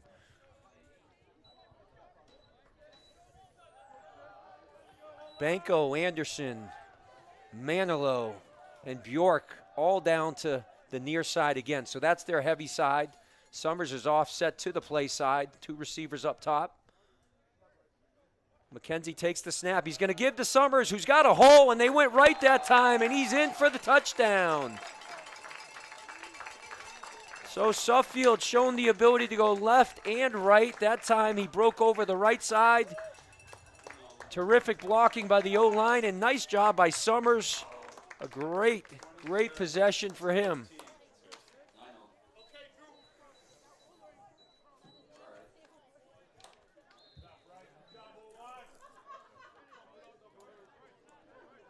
So that makes it 27-13 pending the extra point. Asutorian, ball is down. There was some, and it got through. It did get blocked. They've got to tighten up that blocking in the front. A little bit of a high snap, but a good job there by Asutorian to get it through. So Suffield now back up to they're up to a 15-point lead, which is actually the largest lead of the game. So they have stole momentum back. 2 straight drives, scoring drives for Suffield. A lot of it on the ground behind a terrific offensive line. And some terrific running by Summers now, who is in the backfield.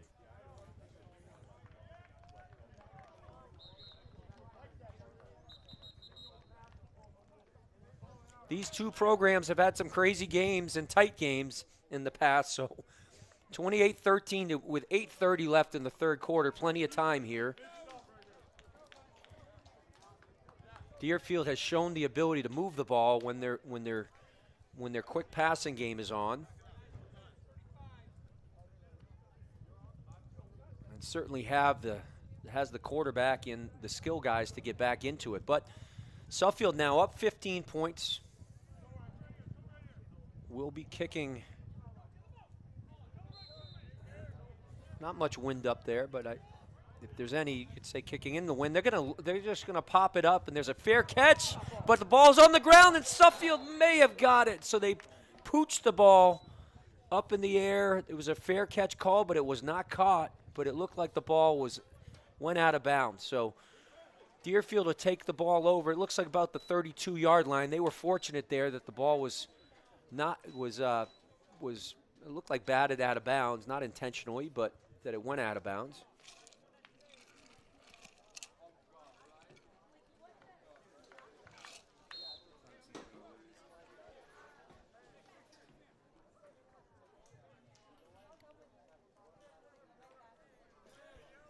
So Deerfield will take over just over the 30-yard line. Looks like the 31. They're in a 2-by-2 set. The back is Peak, and the snap to McConnell. And he's going to throw deep to DeGroot right away, and that is incomplete. Looks like a little bit of a wheel route. He was the slot guy to start. Good coverage on the play. That's Asutorian on the coverage. McColgan, the quarterback for Deerfield, just overthrown there, but good coverage on the play. Would have been a tough one to complete. Did have some protection, but brings up second down.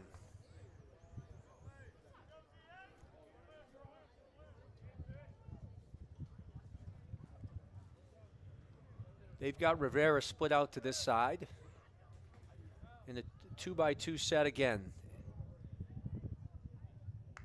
And the snap to McConnell. He's going to be flushed out, and he buys some time, goes over to his right, delivers a great ball to Rivera, who had stopped on the cut and made the catch, and it's a gain of about 20 yards on the play.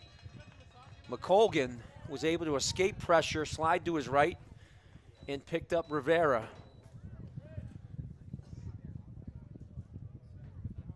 He's been able to do that a few times, McColgan, and avoiding pressure and just buying a little bit more time. Not a huge run. He can run, but I would say more crafty and able to buy himself some more time, and certainly did it there.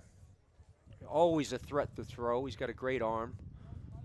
So Deerfield goes trips to the wide side of the field, and the handoff is to Peak, but he's stopped right away. Suffield's all over that. Ball's on the ground, and it looks like Suffield recovers a big play. So Suffield couldn't exactly tell who made the hit. Looks like Sanders was in there, Manilow. My guess is Bjork, but somebody came up from the secondary. Oh, wait, they're going to... And yes, so it's a turnover. Suffield has the ball. Huge play. And they'll take over the ball on Deerfield's 49-yard line, just over midfield. And that's what running to the football will do for you. They had Peak stopped, but extra defenders to the ball forced that ball out, and Suffield takes over. Again, they're heavy down to this side. Good cut by Sanders. He's met there by the big nose tackle, Kobe Mois. Still a gain of 3 yards on the play.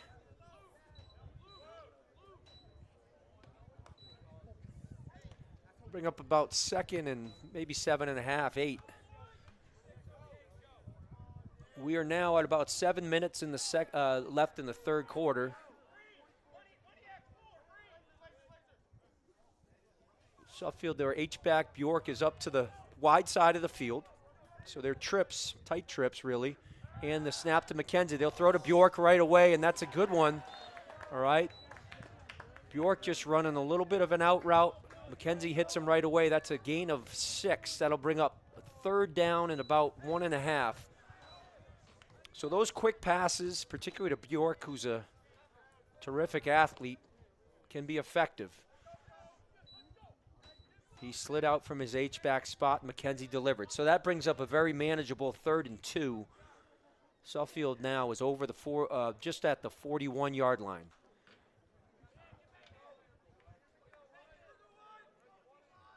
Summers the one back. They're going to give it to him. And he's over for first down, and he's got running room. Breaks into the secondary. He's at the 5. Touchdown. Summers broke through a huge hole on the right side, and Suffield's offensive line has really done great. Looks like he cramped up. I hope he just cramped up. Had some trouble with that last week because it clearly didn't affect his run, but that was a 41-yard touchdown run from Summers to give Suffield a 34-13 lead.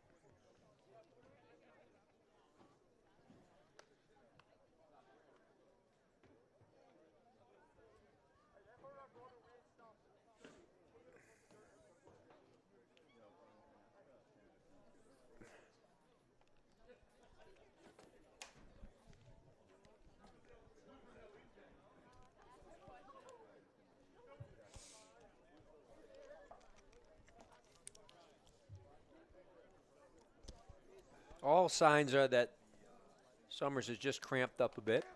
Again, had some issues with it last week playing both sides of the ball, but he's gotten more runs in today than he certainly has all season. And then played some slot last year at Malden Catholic and did get some carries and some return yards, but new position for him and done a great job today. So he'll get some treatment, hopefully get back in there, get healthy. And Suffield now has opened up a 3-score lead, 34-13.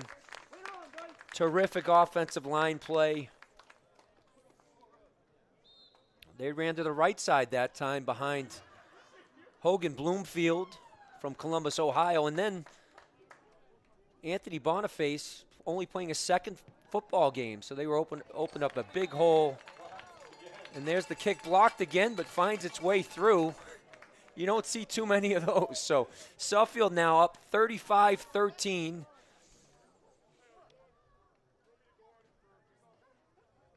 And credit to the O-line. So we'll give them all shout-outs. I mentioned Boniface and Bloomfield, but we got Luke Banco, Manilow, Hawk and Anderson. Those guys are, and then Bjork as well. And Lucas Duarte as well. So great job by the O-line.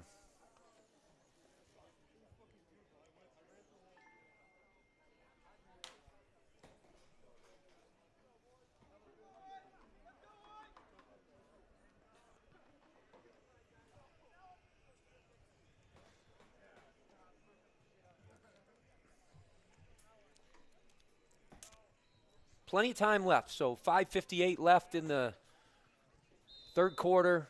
Suffield up 35-13. They've scored 3 straight after Deerfield made it 1. They're going to pooch it up, and a good play there, caught by, I didn't catch the number. It might have been 18 there.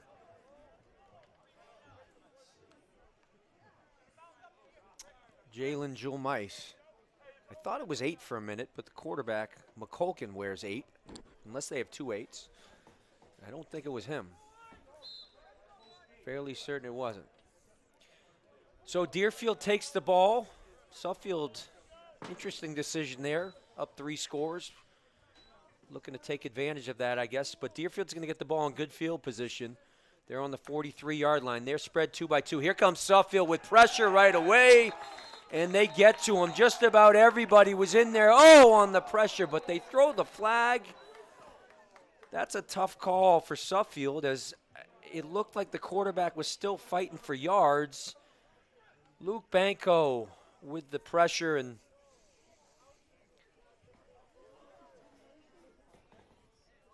unfortunate if it is a late hit, and really a tough call because we had a quarterback still fighting and to stay on his feet. An official right in front who did not throw a flag, and an official comes from the back. So tough call for Suffield. They got pressure on right away, which was very encouraging, and it wasn't just Banco. They had 3 or 4 in right away. So Deerfield benefits from a call. Certainly wasn't a dirty play at all by Banco, but maybe was on it a little too late. So there's the snap back to McCulkin. There is pressure right away again, but a good ball by McCulkin. He can do that. Got it out quick, and a nice catch there by DeGroot, who had not turned around when the ball was thrown, but that's the way you do it in a timing route. And he turns, makes the catch, and it's a gain of about 12 there for Deerfield. So now they're at the Suffield 38-yard line at 1st and 10. So the penalty, a big play, but also Deerfield follows up with a big play. So they've got trips up to the top side. Peak is the lone back. Suffield is showing 6 up front. They may drop a few backers here. We'll see how they play it. They do.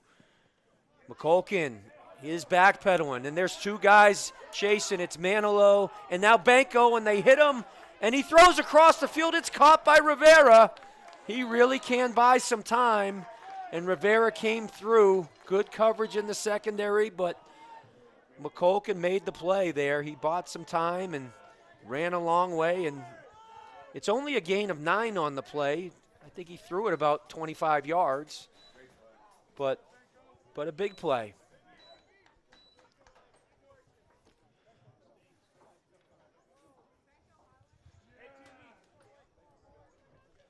So Deerfield now with 2nd and 1 now. They're at the 29-yard line. Lone back now is DeGroot. He hasn't been in the backfield a lot, so we'll keep our eyes on him here. DeGroot, the lone back, and they'll fake it to him. They're throwing that slant. Great catch there by Haight. So the ball thrown a little bit behind Haight, but he's long and rangy, made a great catch. And they've had success on that one-on-one slant route. Kai Young there on the coverage, did bring him down right away, but another positive play for Deerfield. So with 3:37 left in the third quarter, Deerfield is now on the 19-yard line. They have 1st and 10. And they're trailing now. It's 35-13, so they're trailing by 22. They really almost need a score here. DeGroot in the backfield. McCulkin with 3 receivers and a tight end. They're going to throw that slant there to Rivera again, but Suffield keeps him in front of him. Only a gain of about 5. I think Suffield will be comfortable with that as long as there's no yards after catch. So a gain of 5 on the play. McCulkin to Rivera. And that'll get Deerfield to the Suffield 14.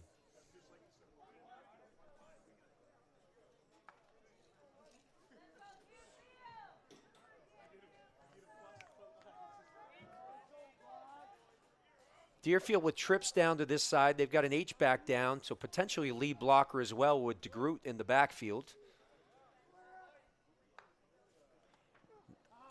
They're going to throw a fade to Rivera. It looks good from here, and certainly he catches it. So he got some separation right at the line of scrimmage on our sophomore Ryan Sims, and McCulkin delivered a great ball to the back of the end zone. There is a flag down. Could be taunting here on Rivera, if I had to guess. Sims was on his back, and the referee threw a flag way late. So there's an unsportsmanlike contact. Oh, it's on Suffield.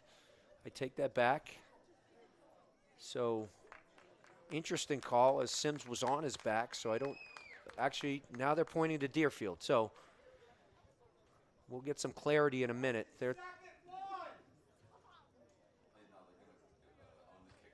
Right, so the call was against Deerfield, so they clarified, and Coach Setian will take the 15 on the kickoff, which is a good decision, I believe. So we've got 35-19, which is a 16-point game, so a big extra point here still, too, as well, though.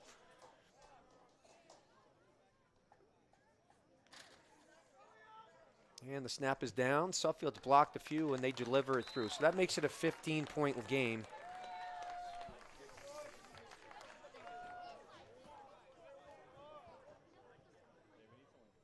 And so Suffield will be, the ball will be 15 yards back here, so they'll get the benefit of 15 yards. I think that's a tough decision there on whether you take the 15 on the extra point. So 15 or 16 there is a difference there. And certainly at this level, an extra 15 yards on an extra point is going to, I think, take the probability from down quite a bit. But they elected to the 15 on the kickoff, which I would say you should do more often than not. But again, that's high school brings things to a little bit different. So either way, Suffield, if they manage this right, should wind up with good field position. But we've got a 35-20 game, 2:19 left in the third quarter. Deerfield needed a drive there and really executed well. They did benefit from a late hit penalty on the first play where Suffield appeared to have a sack, but then made 4 or 5 plays to get in the end zone. So let's see how Suffield responds here. Plenty of time left in the game. They are kicking off now from their 25-yard line. Really need a catch and to get some positive yards here on the catch if you're Suffield. And Deerfield will elect to kick deep. And that's going to go, it looks like Kai Young's going to take it, and he fields it, and gets upfield, and he's got a good return here. He's got to get going forward, though. He's still on his feet. He's over midfield, still going. And Kai Young now with a great return. So, hey, turns out the call was okay. So Suffield now, a great return by Kai Young, gets the ball to Deerfield's 42-yard line. Good blocking as well, and especially with a play that long on special teams, to avoid a block in the back or a holding call is really crucial. So, and it's hard to do on special teams. So good discipline there by Suffield's special teamers and a good return.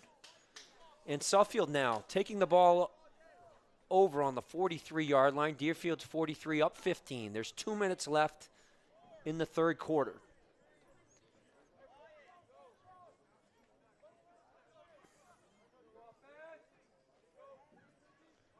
So Bjork lines up as the H-back to almost a trip side. They're going to fake that toss again, and there goes McKenzie. It's not quite as effective as the last time they ran it, as the linebacker or secondary Will Mackna came in to make the play, but a good gain still there on first down by Suffield. Well-designed play. They faked the toss out to, that time it was Asatorian, I believe, in the backfield. Summers back in the game for this play. He's out with his legs cramping up, so hopefully he can continue. He's done a great job since Caden Bennett went out. So he'll line up as the lone back. We've got Bjork down to this side behind Big Hawk and Anderson, and they're going to give to Summers. And he's got a hole up the middle, and really a great push by the O-line up the middle. Summers did a good job of getting right behind him and getting downhill and going forward. So Suffield now with a 3rd and 1. He got right behind their Banco and Lucas Duarte.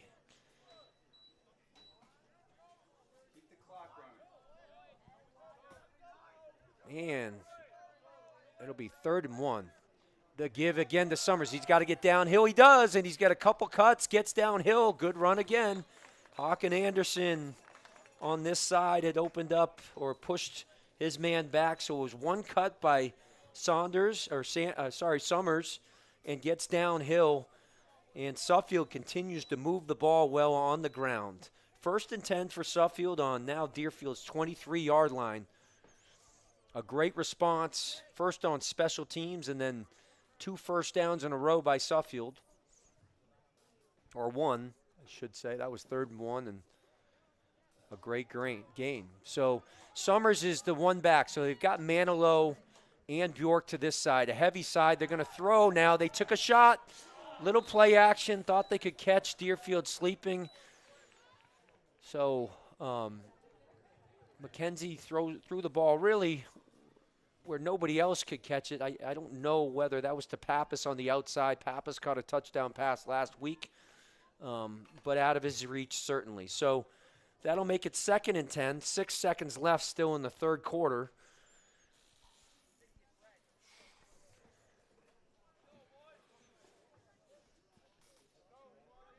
And Suffield with one back. And McKenzie takes it. Good cut right away by Summers. He had some traffic back there right away. He made one cut and got behind some blockers, but was stopped there. So looked like a gain of 2 on the play. Good defense by Deerfield will bring up a big 3rd down, and that's the end of the third quarter. So Suffield coming out at the half with 2 scores to make it a 3-score game, but Deerfield responding on their last drive now. Suffield holds a 15-point lead going into the fourth quarter.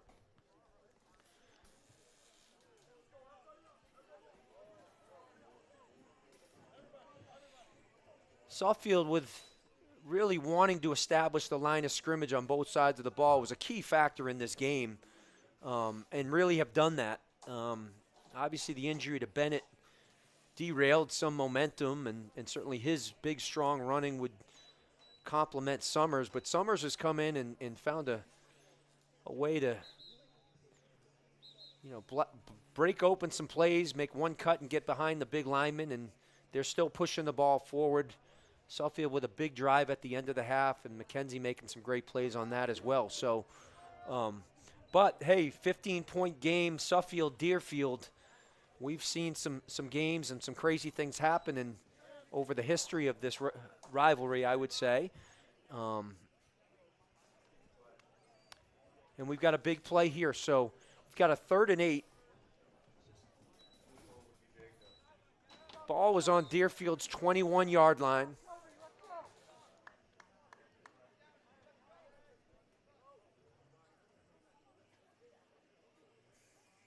Summers is the lone back, so 3rd and 8 for Suffield.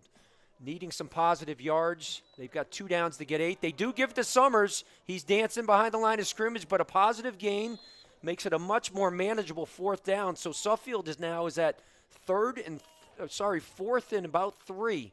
So they have the playbook open here. They could potentially run the ball or pass the ball, which will leave Deerfield guessing a bit.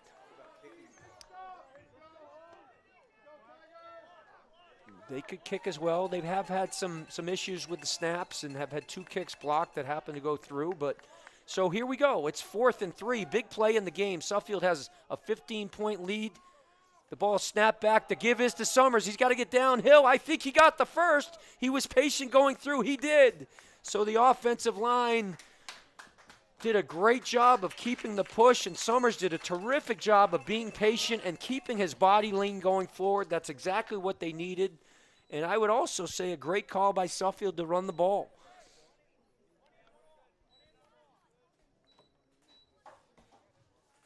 Huge first down now. Allows the clock to run. So we're under 11 minutes. Suffield with a 15-point lead. Can't say enough about the O-line today, and that's what really Suffield needs to be successful this year. They've got some good skill, but some young skill and some inexperience, and certainly a quarterback that is going to get better and better with each snap. There's Summers taking the ball. He's over the left side, and he drops his shoulder. He's close to the end zone. I think he's in. He is in. Got some help at the end by his O-line. A terrific cut by Summers, who dropped his shoulder, and he is having a terrific game. And a huge drive by Suffield to respond. That puts him up 3 scores again. Right now, the score 41-20.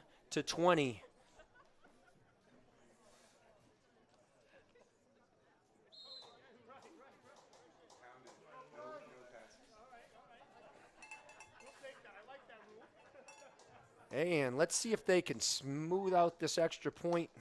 We've made the extra points here. The balls have gone through, but there have been a couple blocks. They've got to get a little bit of a better snap and step down, everybody. Good job, and the kick is through. So Suffield now, the Tigers, with a 22-point lead on a drive where they did not pass the ball once. They ran the ball, I think, just about every play, and they might have been one there early, but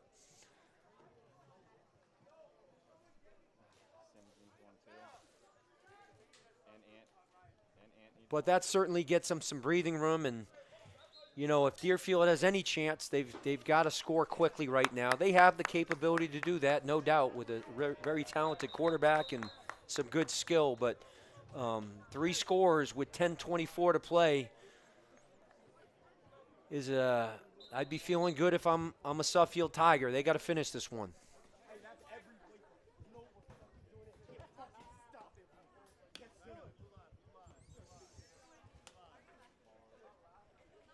And the Suffield offensive line, I can see them below me celebrating and congratulating each other. Well-deserved, too. They should be happy. It's been a dominant performance by that front group. We'll throw in there Bjork at the tight end, and certainly some good running as well. So here's the kickoff by Azatorio, and boy, he really gets it up high. It's a beautiful kick into the end zone, and really a nice kick, and that's what you want when you're ahead by this much. Special teams is probably an area where more big plays can be made in the open space, so if you can kick it out of there and avoid having to tackle in space on a special team, that's a good thing. So Deerfield will take over on the 25-yard line. Not out of the game, but 22 points with 10:24 left. They're going to need to do something quick.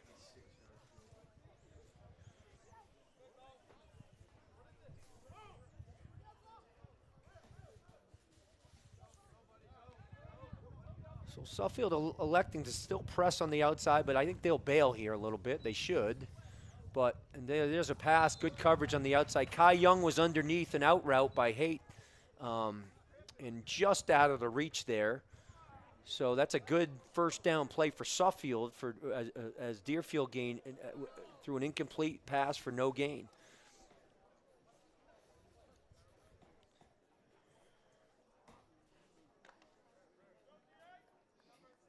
Man, Deerfield a little bit slow to get out of the huddle. No rush as the clock is stopped, but the body language appears a little bit down. So here's the snap to McConnell. Suffield is going to blitz, and they throw the quick.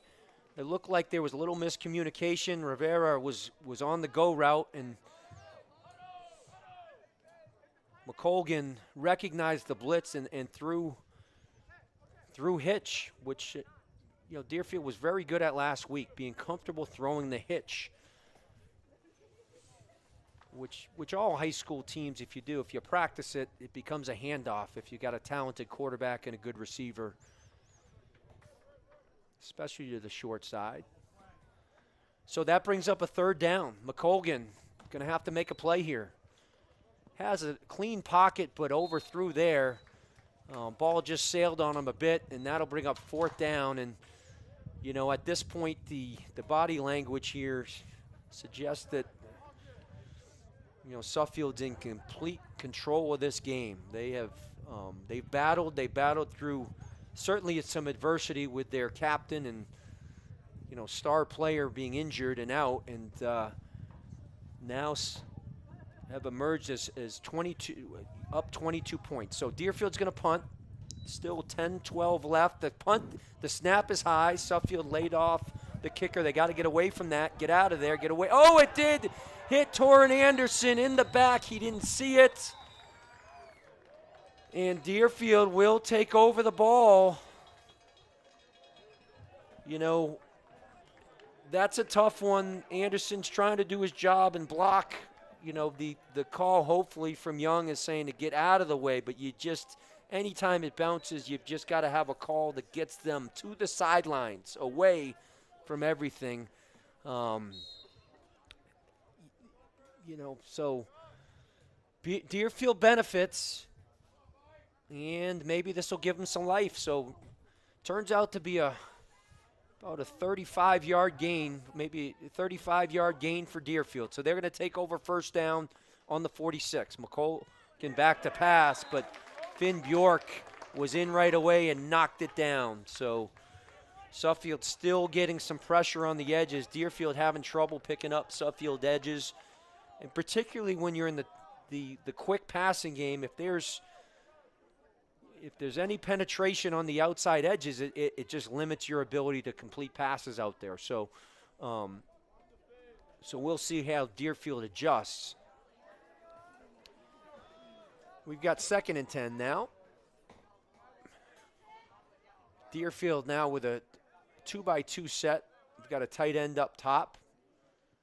Ooh, Suffield's offsides. And they got back. No, well, okay. So, the officials elected not to blow the whistle, but I think in the end made the right call. They did let him get back on time, and perhaps Suffield should have said that if they let him go back, Deerfield didn't move, that they didn't need to blow the whistle. But I do think initially it was over the line enough where they could have called that dead. But either way, it's a 5-yard gain for Deerfield. Suffield's got to be a little bit more disciplined there. 2nd and 5. And the snap. They're blitzing. And he's got time, and they're throwing up the Haight, and it's incomplete. A great play by Kai Young. That's the way you teach it. Haight had a step on him, got his hands on the ball, but Young was able to rake the ball, saw the ball hit, and got his hands out. Summers is down up top, and We actually had but it's just the cramps again, I believe. But we had another personal foul on Suffield, so we had a roughing the passer call. So Deerfield's going to gain 15 yards here from Suffield. So a little lack of discipline here. I didn't see the play itself, but a mistake on special teams and then 2 penalties has given Deerfield all their yards on this possession. And those yards have accounted now for about almost 60. So Suffield, to finish this out, just has to be a little bit smarter. Again, I didn't see the hit itself, but I'm sorry, it's Ryan Sims with the cramps. I had mentioned Summers, but it is not. So Ryan's cramping up. My father would say bananas and spinach. That takes care of any cramps. So we got to eat more of them. Had some issues with it last week as well. Beautiful day here at Suffield, so not too hot.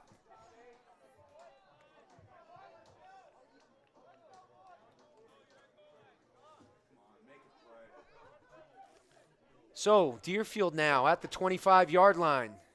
We've got motion from Rivera, who's always a threat. And the snap to McCulkin. He didn't see anything he liked, but he did escape pressure, and he's got some running room. He makes 1 miss. He makes 2 miss. He makes 3 miss, and he's in the end zone. Poor tackling there from Suffield. There was about 4 or 5 missed tackles, and again, McCulkin has shown the ability to escape pressure. I wouldn't call him, a running quarterback. But he is crafty and can run, and terrific athlete, strong and hard to bring down. And there were about 4 or 5 missed tackles, a big play for Deerfield there. So still 9:39 left, pending the extra point now. We've got 42-26. I'm a bit surprised they're kicking, but they're going to take the 1 point, make it a 15-point game. So 42-27. 9:39 left, and terrific effort there by a really talented athlete and quarterback, Michael McCulkin.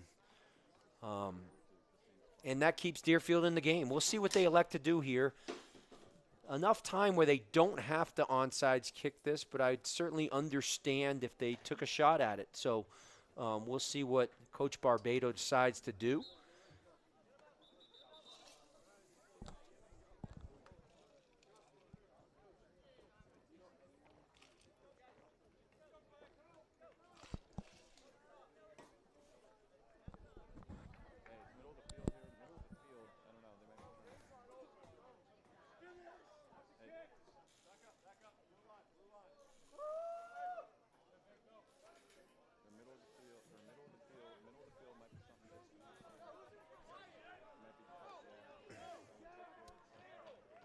So it looks as if Deerfield, at least the way the ball placement is going right now, that they're going to try an onside kick. So Suffield not really in their hands formation in any way, shape, or form, but they could be okay up front there. But certainly Zhao is lined up in onside kick formation and forces Suffield into a timeout, probably a smart timeout by Coach Setti. And we've got to get organized here, get some people with some good hands over there.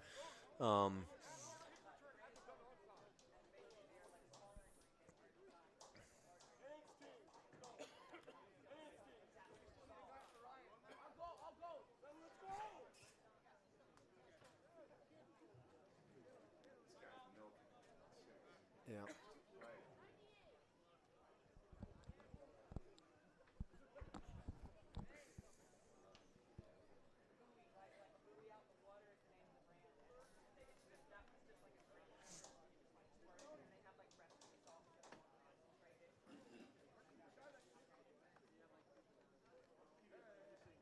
So both teams huddled up, and we'll see what Deerfield elects to do. I mean, Suffield's going to, I would imagine, put some bodies over there that they think have good hands. Sometimes you can overanalyze this. Some of the best hands you have at this level are your linemen. So it could be linemen and some big boys, but they've got most of their skill over there expecting an onside kick. We'll see what Deerfield elects to do. Wouldn't surprise me if they do kick deep here, or at least try and punch it over that first level. But either way, it looks like they'll show what they do. Okay, so it looks as if Zhao is looking to onside kick. He's taking the steps as an onside kick, and here we go. Big play in the game here. If Suffield gets it, they'll have it on the 50. There's the kick, and it is bounced around, and I think it bounces off a Suffield player, and that was Kai Young. Just bounced off his pads, and it is recovered by Deerfield. So, you know, it's tough. You want to field those balls with confidence. One thing you don't want to do is dive at a ball, right? It's if anything, you can let that ball go through to the next level, especially when it's hot. But it's tough to get to everything, and Deerfield takes advantage of a ball bouncing off Suffield. Been a combination here of Deerfield making a few plays, but Suffield has hurt themselves here in the late going. But they still hold a 15-point lead. 9:39 left in the game. A little bit of life in Deerfield, though, for sure. McColgan takes the snap. Oh, and we had some pressure, but the hands were up around the face. So they, it looks like another 15 yards against Suffield. Got some great pressure there. That was Tristan Sanders who got some pressure, but his hands got up a little too high, and so it's going to be another personal foul here, which will be, and the clock is not going to run. So, and that's going to be from the initial line of scrimmage. It's not from a spot foul there. So a 15-yard gain for Deerfield, and that'll bring the ball into Suffield territory at their 37-yard line.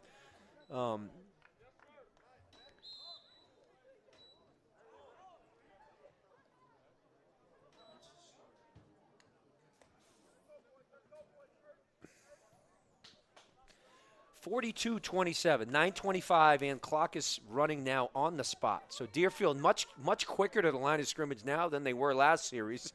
There's some life in them for sure. And McColgan's going to take the snap. He's got Rivera in motion. Now he gets set. Suffield, McColgan back. He's got an out and up, and it is complete to Rivera. No. Oh, yes, they did call it complete. A tough call as the ball came out late. And it's going to be a big gain for Suffield. Sims was on the coverage. McColgan had time, ran the out and up. Sims actually stayed with him pretty good. It looked like a completion and was. As the official calls it a catch, even though the ball came out. So first down, Deerfield. Inside the Suffield 10. McColgan. He's got some time, and the pass is incomplete. They went for Rivera, but they call interference again, it looks like. And that time, I don't agree with it. Sims got his head around. He's back. That's a tough call there, if that is the call.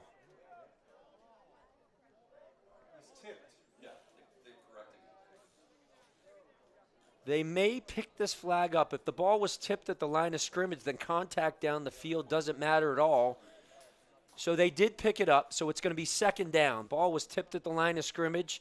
That negates any contact after the tip. So that even if there was contact, and I felt marginal contact by Sims there, you can't call interference. So we're going to be now – there's a stop and play, which Suffield wants to avoid, but they do have a player down, and we've got to tend to them. So 8:30 left. Deerfield now on Suffield's 9-yard line, 8-yard line, 42-27. Clock is currently stopped, and it would be stopped with the incomplete pass anyway. Well, I mentioned that in the Deerfield-Suffield games, there have been some crazy comebacks and certainly some tight games. And Suffield with a 3-point lead at one point. Deerfield has come back. They scored, got the onside kick, and are knocking on the door again. Plenty of time left now if they do score, but they're not in yet. And let's see, Suffield's defense has held Deerfield on their side of the field on on 2 fourth downs today. Deerfield run game has not been effective unless it's McColgan on the scramble. So, and that when you get in the red zone, it gets a little bit tougher. They do have some big bodies to throw to that make for throwing in that area a little bit easier. So we'll see what happens. Still tending to Sims, who appears as down with just cramps. But that will take him out of the game, and he has been responsible for coverage on Rivera for most of the game. Sims, a promising sophomore, a really fine athlete who's got some good size to him.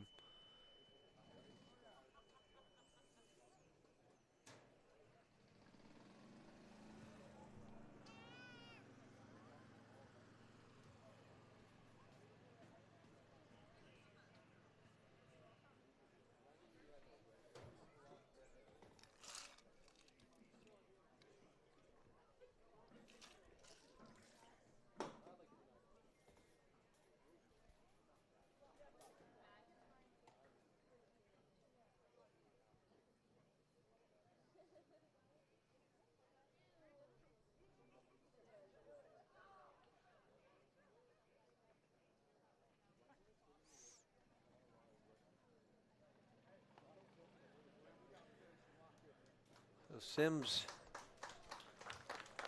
again, I think it's just cramps, but they needed to, sometimes those are hard to get rid of once they start. So Deerfield now with 2nd down on the 8-yard line, and they are threatening to score.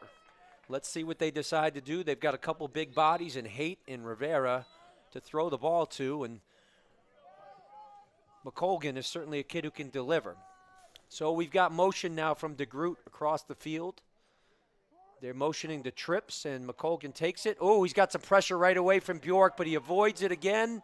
And good tackle on the outside there by, that looked like Kai Young coming up, and they prevented him from getting out of bounds as well, I believe. So the clock is running. McColgan did avoid initial pressure from Finn Bjork and got a gain of, it looks like 5. So it's going to be 3rd down from the 3-yard line. Again, Deerfield has had trouble running the ball or straight running. What their success has been McColgan scrambling, and he's done a fine job of it. Let's see what they decide to do here. They have now DeGroot in the backfield with a tight end to the top. So their balance set. The snap is going to go directly to McColgan, and he's going to throw the slant that got tipped up in the air and caught, but really not a good catch for Deerfield because it's going to end up, instead of on the 3-yard line, it's now a loss of 7. So they're going to have 4th down from the 10-yard line. I didn't see who got their hands on it, but that was big. They were looking for the slant. Ball got tipped in the air. The catch was made there by, I think it was Macknick who made the catch. And, you know, that's a tough one to let go, because as a competitor you want to go get it, but in the end it made it a 4th and 11 play here. So this is a huge play in the game. 6:52 and counting. Deerfield with 4th down and goal from the 11. Let's see what happens. McColgan is going to take the snap. He's got time. He's pressured right away, I should say. Manilow missed though and throws it, tipped and knocked down by Finn Bjork. So Dylan Manilow had the initial pressure. McColgan avoided it as he has all game, but Finn Bjork knocks the ball down. Huge play for Suffield, and they will take over on downs. It's the 3rd time today that they have taken or stopped Deerfield on downs within their own territory. So they remain leading the game by 15 with 6:38 left. Huge stop.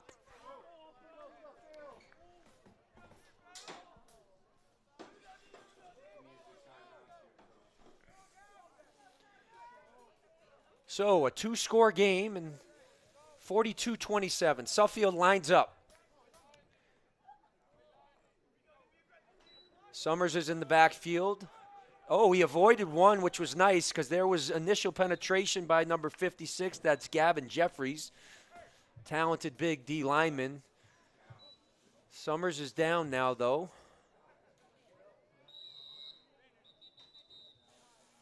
Again, I think he had some cramps earlier. Looks like he's grabbing at his calves.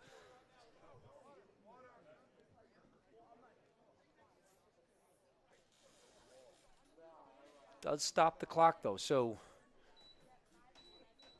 it was a fine run as there was an initial penetration. Again, I mentioned Jeffries, and Summers avoided him, got behind his big O-line, which he's done all day, and got a gain of about 4, maybe 5.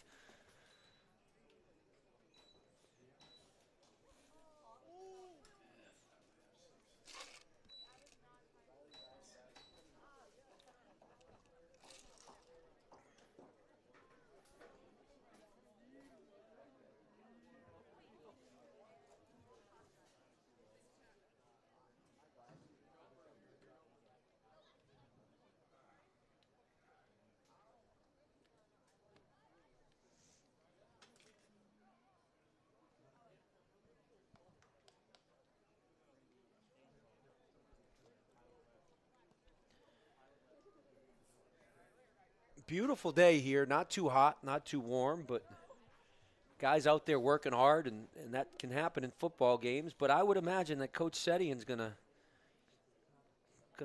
put in some conditioning, a little more conditioning this week for Suffield. So that practice. So 6:20 left. The injury stops the clock. It should start, I believe, once they're set. And yes, the clock is winding. So Suffield should take their time here. They want to run as much clock as possible, be in no hurry to snap it. And now they're lining up. It's Asutorian in the backfield now. And he'll take it downhill, but he stopped right away. It looked like that was the linebacker, I believe Barrett Adams, on the initial contact. He was helped out by Kobe Mois. And Deerfield uses a timeout, which is smart. You get your maximum amount of value in a timeout when you use it on the run game, and really shouldn't matter whether there's 5 minutes left, 6 minutes left, or 2. So they're going to get their maximum value here. Now, the key is they got to get a stop on 3rd and 6.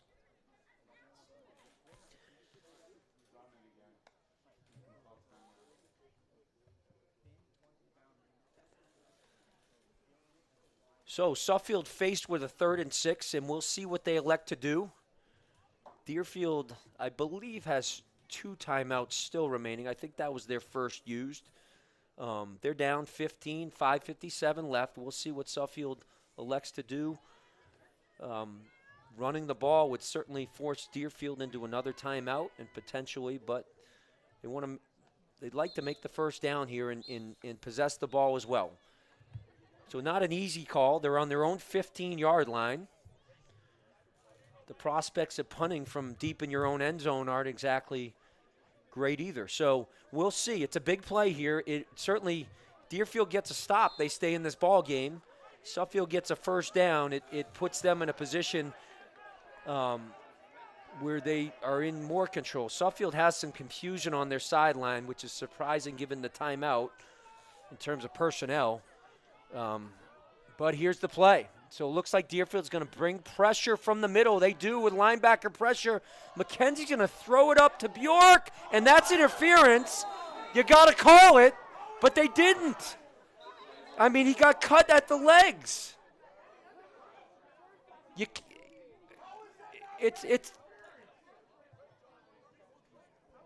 I got to tell you, I mean, it's twofold. You're not allowed to hit a receiver low like that either, and there's no flag on the play. So Bjork certainly had a shot of it. The ball was thrown up for grabs, but he not only got hit, he got hit low in the legs, and there's no flag.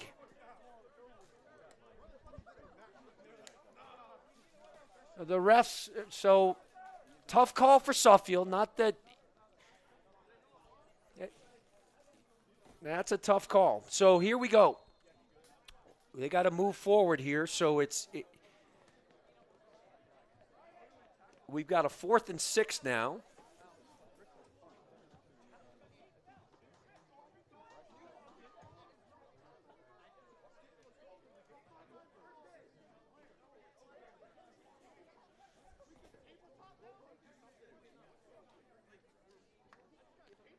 All right, well, Suffield's got to move on here. So they've got a 15-point lead and a huge play coming up.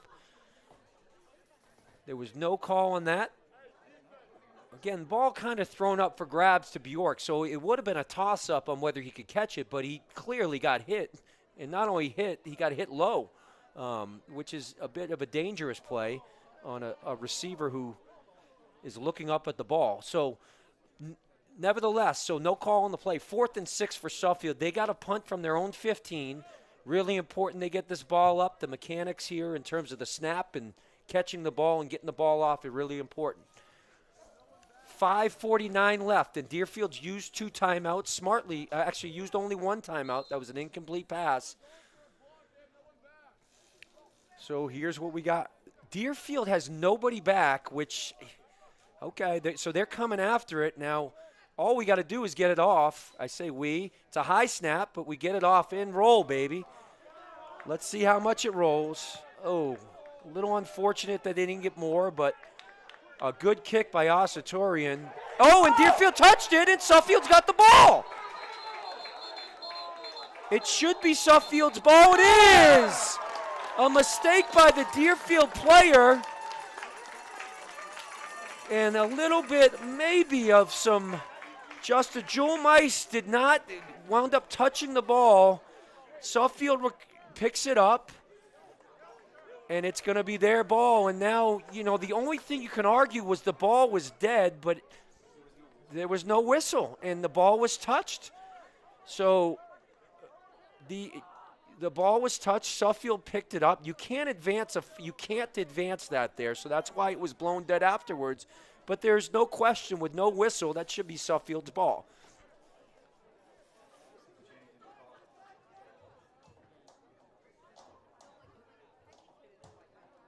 Suffield's ball, yes. So no whistle, a touched ball by Deerfield, by Jewel Mice, and Suffield recovers. So they'll take over now.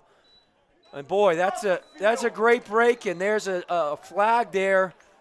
Looks like Coach Barbado was fired up and on the field and clearly frustrated. So that'll be 15 yards added on. So we've got a 42-27 Suffield lead.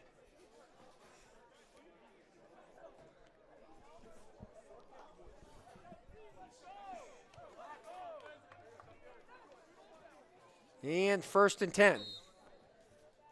So they got some breathing room. 5:32 left in the game. Suffield will take over now.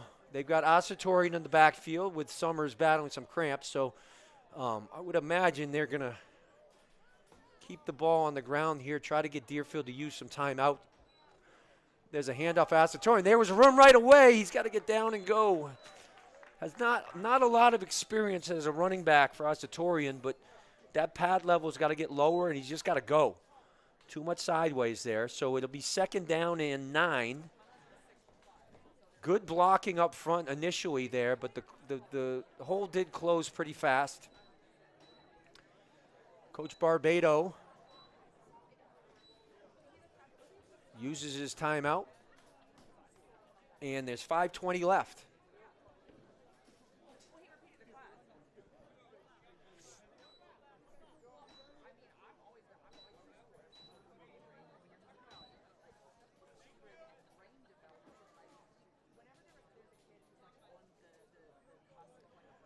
Coach Setian out talking to his group. So Suffield looking to close this one out. Certainly here a score would just about do that. I could say would do that.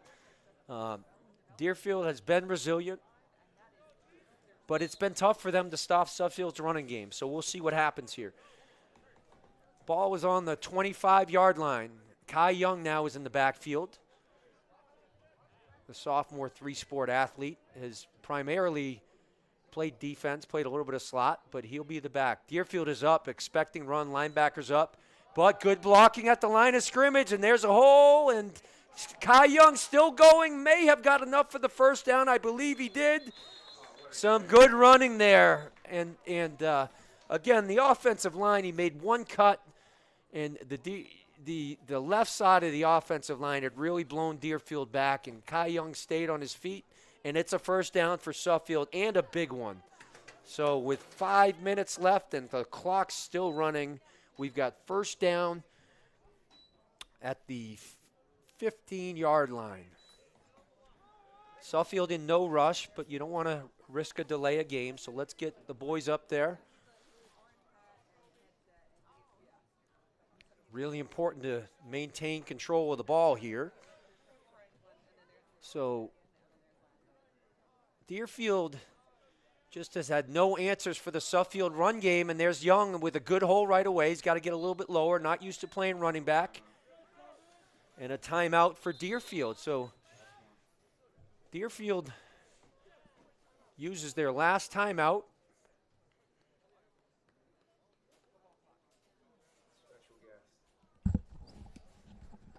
And now I'm going to bring in, with 4:25 left, a special guest, our head of school, and maybe the man that has the most knowledge of sports that I know, Charlie Can. It's a pleasure to be here. What it's a great to have you. incredible exhibition of high school football. As much as these kids love the game, they just make errors at critical times, and the lack of experience shows itself at key moments, both teams. But really hard-fought battle. Suffield, I felt, got a little shell-shocked when Caden got hurt. We were really controlling the line, and then when Caden went down, I think the team had to really soul-search about whether they could do it without their best guy, and really nice to see them regroup and get back together and cohesive and make some big plays. Yeah, I would agree with that, and certainly, you know, you've got your best really two-way player. Last week I think he had 20 carries. So, but that's when players got to step up. And Suffield, they've controlled the line of scrimmage all day, but they had some guys really step up here in the backfield, and Summers and then Kai Young's made a few plays, and the O-line has been outstanding all day. The Deerfield quarterback is a terrific athlete. He sure makes is. plays, real tough, great player. And Suffield's quarterback has really come of age today. It's a big step forward in his development, I think. So there's Kai Young with the carry, dancing around a bit. He's got a hold on to the ball. But I would agree with you, because probably the drive of the game was at the end of the second half, and a lot of that was Zach McKenzie. So Second quarter, I should say. Yeah, we saw him make some plays we haven't seen with his feet. That's right. So he made a linebacker miss, had a gain of 14, and had a couple great passes in as well. So Suffield looking to close it out. It is third down and 6 with 3:47 left in the game. Clock is running. Got to hold on to the football here. We've got Finn Bjork down to this side with a tight end. We got a little bit of movement. We jumped. Yeah. Yep. It's a little bit of inexperience. So I mentioned 50, Anthony Boniface. It's only his second game of playing football ever. So he's been in a terrific job here. He's only a sophomore. He moved and stood up a bit, and I believe it was from lack of knowledge. Yes, not looks knowing like he couldn't move. So because he's looking like, what did I do? He's we'll got some things that we can work with. He certainly does. So the sophomore, listed as 6'4", but he's more 6'6", about 250, and a fine athlete. Plays basketball as well. And I went in the waiting room when he was interviewing. He lights a room up. Yeah, he sure does. Terrific personality from the Rectory School. And there's Kai Young making one cut, and he can't get two dancing there. So it's going to bring up fourth down, but the clock is running. So fourth down here. 22 has really distinguished himself for us. Kai has played both ways, Yep. made a bunch of good plays, key plays. Yep. And our skill is mostly young. I mean, we've had Summers emerge today as a running back, which is really promising for the rest of the year. He's got some cramps. He's out now, but the rest of our skill, is young. One takeaway for me is Dexter's good. Yeah, he that's went up for there sure. last week, and Yep. this really gives me more perspective on how big and fast they are. Good team.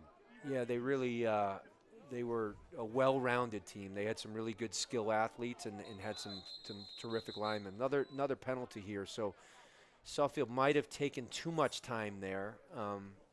Actually, they took a timeout. So smart play. I mean, you don't want to risk anything here if you're Suffield. So we've only got 2:17 left in the game. We're up 15 points, and so it is a 4th down, but it's not the worst thing if we've got Deerfield pinned down with less than 2 minutes inside their 15, 10-yard line. So we'll see what Coach Setian elects to do. Another guy I'd call out today is Luke Banco, going both ways, and he must have played 60, 70 plays today. Yeah, he's kind of added to that, going both ways, and not sure he did that a full time last week. He played some, but definitely got spelled on defense, and I think part of that is Bennett being out, right? Bennett really was a two-way guy the full way, and we're going to kick now. Finn Bjork as well. So Suffield's going to kick. My hope here is that we get this off. No block kick. The snap is key, and we got to get this off. But a made kick would put this out of reach. We jumped. You know what? I got to be honest, Charlie. If this takes us out of kicking this ball, I won't be that unhappy about it. I just, we've had get that coach out of you. We've had 2 blocks, block kicks, and to me, the easiest way to do things here it's on Deerfield, I think. But it is going to be on Deerfield. So well, now we can run the ball.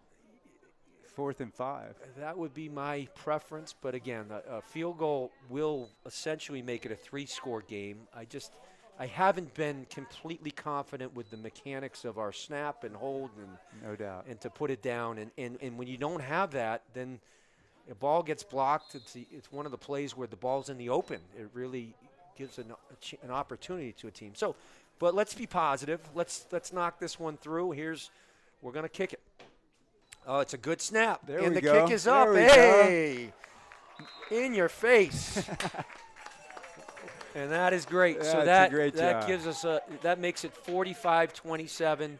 I will say they've practiced the kicking game. I've been out there, and it's usually looked really good in practice. And certainly with the kick, Azatorian has the leg to do it. So great job by Suffield there, opening up now an 18-point lead, and should be pretty confident in coming out victorious here this afternoon.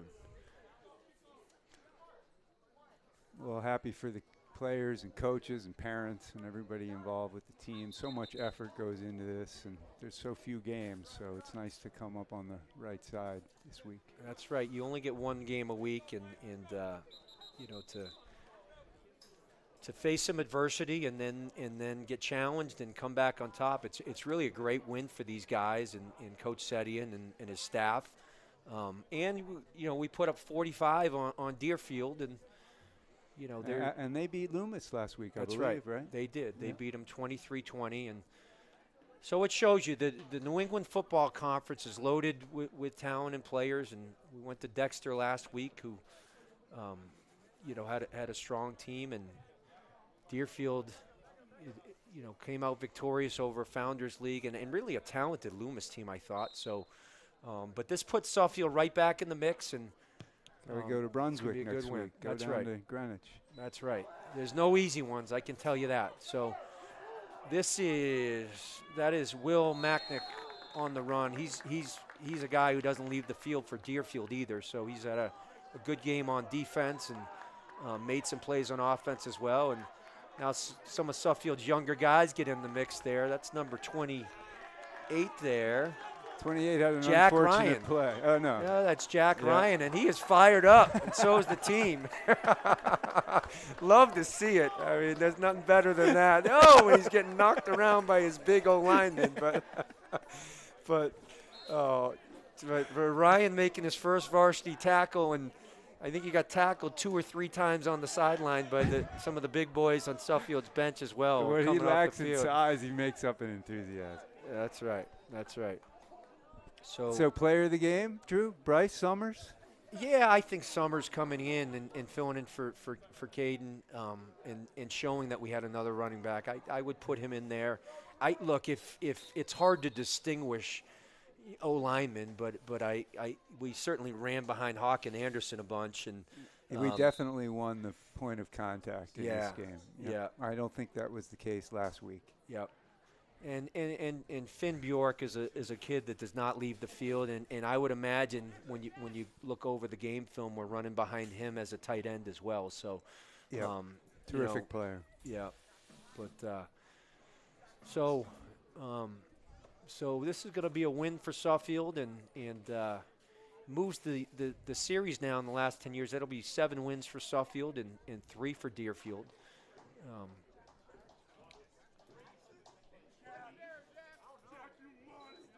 Good day for Suffield athletics across the board, huh? Yeah, both soccers won, both varsity soccers. Our volleyball team now is undefeated. They won as well. I didn't get a water polo score yet. They were off today, actually. Had some sub-varsity teams win on campus, which was nice to see. Our field hockey team is right now undefeated. They were off today. So a rare Saturday where we didn't play, but so we'll see what happens here. Deerfield looking to, I think, just run it out. You know, they don't want to risk injury anyway. They're 1-1, and certainly their season, they got a lot to look forward to. They've got a win over Loomis, and they're just going to kneel it out here. The white flag has been raised, and I think smartly. It's always a pleasure competing against Deerfield. Great school. Look forward to playing them and everything across the board. We played soccer already. We're going to go up there this winter and play some hoops. That's right.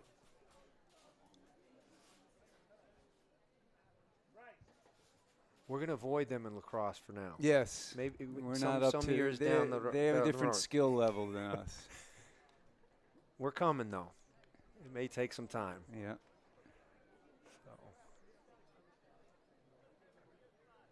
And the clock continues to run. But a great day here to be a Tiger. It was a beautiful afternoon. Had a really big crowd, and you know, this I think it. You know, we both were at Dexter. We wondered what we had.